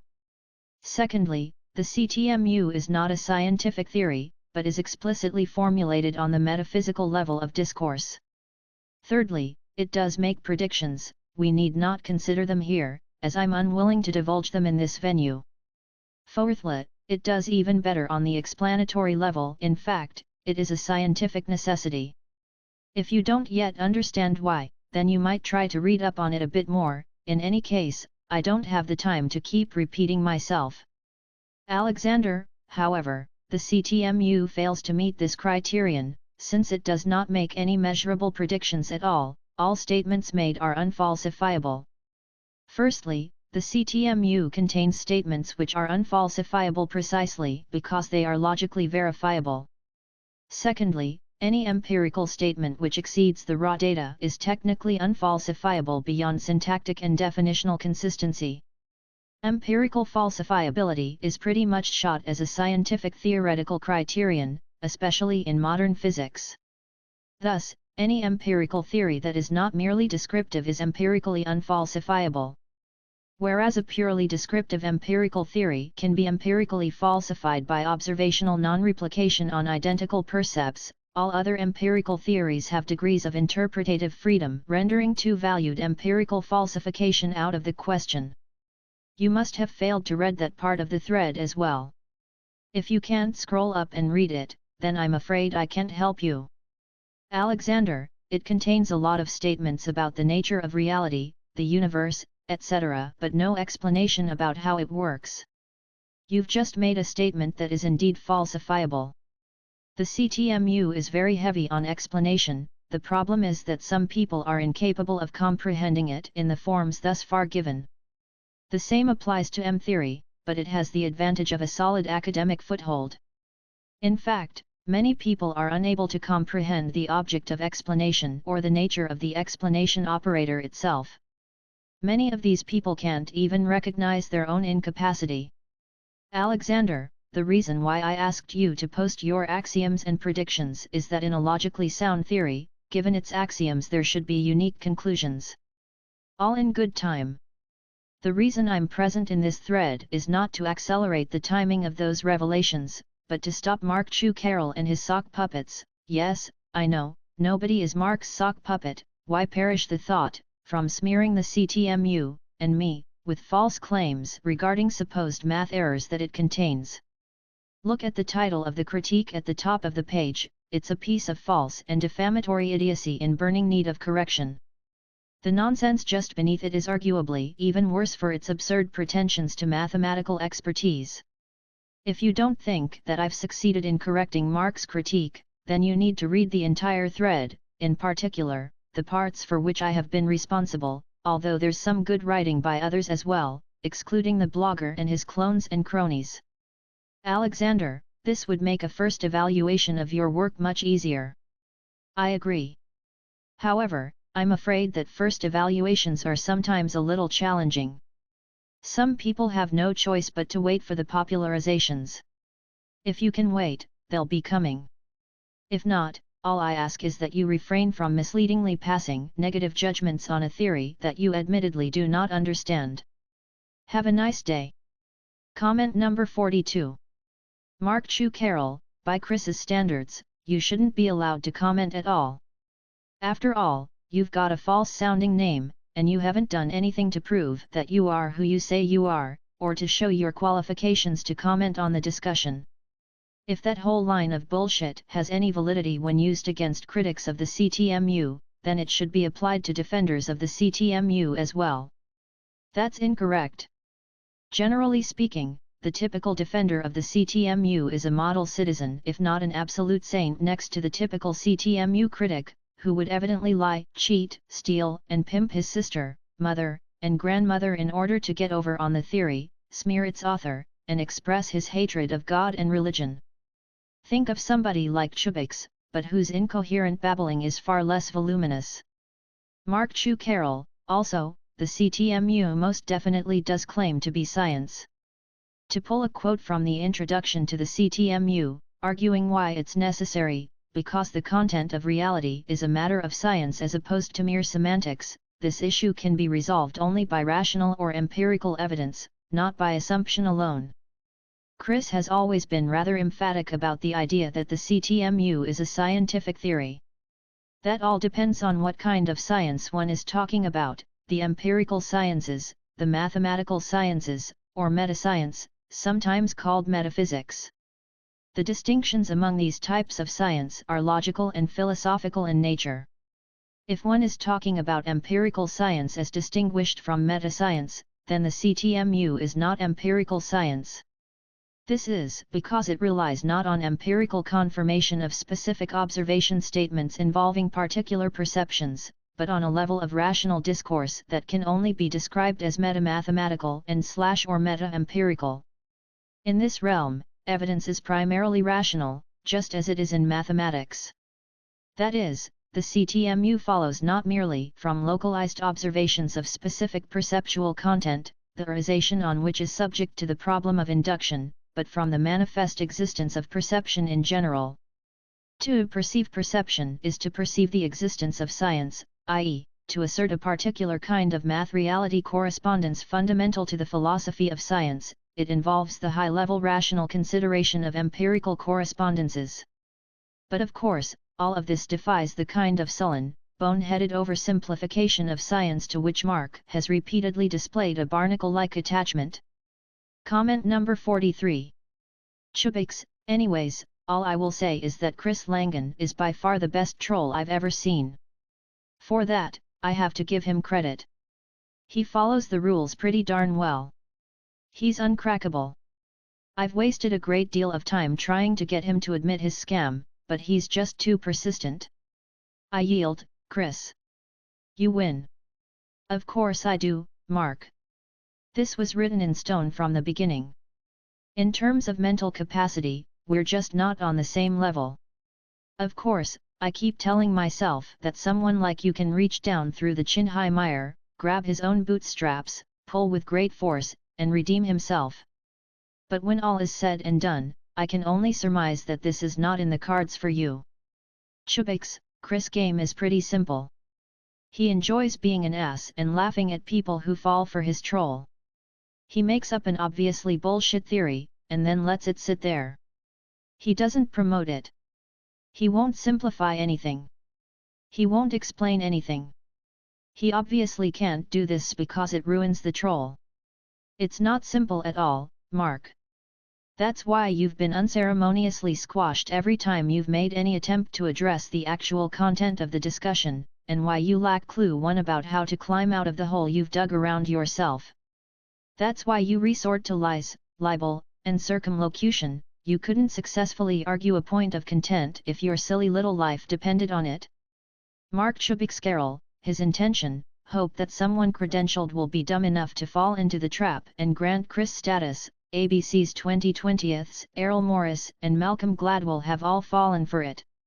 People have come to interview him, grant him exposure, get him into a book, allow him on a game show, etc.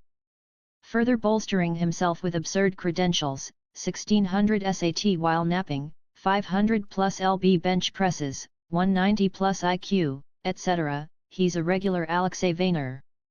Actually, I've never requested attention from any member of the press regarding me or the CTMU. They called me, never vice versa. The press did their own research, usually with care and accuracy, sometimes regarding details I'd rather not have shared with them. I've turned down several high-profile interview requests that any publicity seeker would kill for. Nobody allowed me on their game show, begged would be more accurate, as I had to be asked 3 or 4 times after completely ignoring the initial request. In other words, when the media asked me to share my information or participation with them, I, sometimes, agreed, end of story. There is no possible evidence you could ever bring to bear in favor of your contention that I somehow lured them in, no such evidence has ever existed. But then again, a total lack of rational or empirical support never seems to stop you from saying what you say. It simply pours out of you in total contempt of logic and decency. Incidentally, don't bother wasting more time by denying that Rubix is your pseudonym. Rubix is the only participant here whom you have explicitly supported by name. His viewpoint, pattern of ignorance, and style of expression are strikingly similar to yours, and regarding his lies and repeated demonstrations of scientific and mathematical illiteracy, the ubiquitous question cui bono, has only one possible answer: Mark Chu Carroll, self-styled math expert. Now why don't you take your pseudonym, your confusion and your lies, not to mention your notorious self-confessed racism, and go to the devil? He's been waiting for you, and I'm told that patience is not his forte. Comment number 44. What a surprise, more nasty ad hominem garbage from Mark Chubix Carroll, unredeemed by a single constructive sentence. Mark complains that I dodge questions, but everything he writes is a dodge, a perfectly unmathematical content-free representation of his confused and highly negative emotional state, utterly devoid of intellectual value. Having failed to understand one word of explanation thus far given, he promises that more would be wasted on him as well. Mark's post does, however, carry a bit of unwitting comedic value. It's funny when an unrepentant troll complains about trolling even while handing out free trolling advice and trolling me personally despite the fact that I hadn't even addressed him. Mark seems to have a desperate need for attention, my attention. First his sock puppet Rubix promised to run away, then it came running back with another bellyful of insults and a pop quiz to puke up. In fact, if Rubix were anyone but Mark, troll would be an inadequate description. Stalker would be better. Fortunately, because it is clearly Mark with whom we're dealing here, the circumstantial evidence is pretty overwhelming. We can chalk it all up to the fact that he doesn't have a real job anymore. He's now a full-time troll blogger with infinite time on his idle and mischievous hands. Oh, joy! The way I see it, the main problem here is that Chubix wants a freebie. He wants the freedom to fling insults and libel at me while never giving anybody a real name to which his insults can be returned. It's a dirty, rotten, low-down cheat, a polemical rip-off, a cowardly attempt to dance the ad hominem fandango on somebody else's face without paying a sou to the band. So here's my offer to Mark: if he will admit to being Chubix, which almost everyone here realizes anyway, I'll talk a little quantum mechanics with him, and we can get to the bottom of yet another relative competency issue that has evidently been plaguing his mind. How about it, Mark? Personally, I think it would be great if everyone could see what you actually know about quantum mechanics in a deep and topical kind of way, don't you? Comment number 45. Chubix, we're not the same person. Like hell you aren't. There's at least twice as much circumstantial evidence in favor of Mark being Chubix as one needs in order to make the identification with reasonable confidence.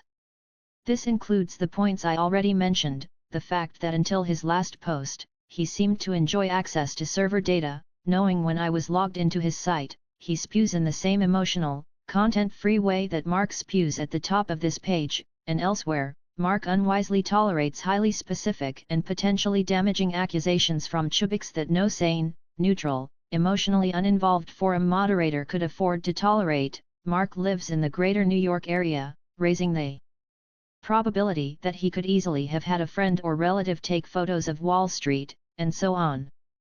There's a margin of error, but it's now small enough to be considered negligible. As far as I'm concerned, Mark is Chubbuck's, period. So the question is, will Mark confess? He might as well, because regardless of anything that he and Chubbuck may say or do, Mark will be picking up the tab for Chubbuck from here on out. Chubbuck's errors are Mark's errors, Chubbuck's insults are Mark's insults, Chubbuck's libel is Mark's libel. All that Mark has to offer at this point is a little honesty. So can we at least get that out of him? Comment number 46. Disemboweled by Mark CC. Comment number 47. Let's start over, Mark. Are you ready to confess to being Chubbuck's? Remember, you're not fooling anyone anymore. The charade is already over, all you need do is demonstrate a little honesty by belatedly admitting it. No quantum mechanics, or Newcomb's paradox, until you decloak and come 100% clean. Do that, and maybe we can talk. Comment number 48. Mark, you're full of it as a Thanksgiving turkey. Bottom line, you're in the habit of trying to make yourself look intelligent by denigrating work you don't come close to understanding. This includes any work involving basic mathematical distinctions like set and set theory, model and universe, and syntax and semantics, which you totally misunderstand. Worse, when your incomprehension is revealed, you gather up all of your mistakes in a heavy-duty trash bag and lay them on the doorstep of your opponent, hoping that thanks to the various deceptive techniques you employ in your writing, nobody will notice the switcheroo. But everybody notices anyway. In addition to being snide and / or downright nasty, your criticisms baselessly accuse your targets of ignorance regarding matters they understand far better than you do. When caught in fundamental mathematical errors, you manufacture pseudonymous trolls who issue lies, insults, and defamatory accusations to your black little heart's content. You're not interested in truth at all, you just want to emerge from the conflicts you initiate smelling like something other than sewer water, and you don't care what it takes to do that. You end up smelling like sewer water anyway. You claim to be religious, but religious people typically don't behave as you do. You live not by your conscience, by the 3DS, doublespeak, deceit, and defamation. It's all you really know, the math is just a distraction. All in all, you're a stain on the internet, your mother, and the planet Earth. Come clean, or go to hell. It's up to you. Either way, you're no longer fooling anyone.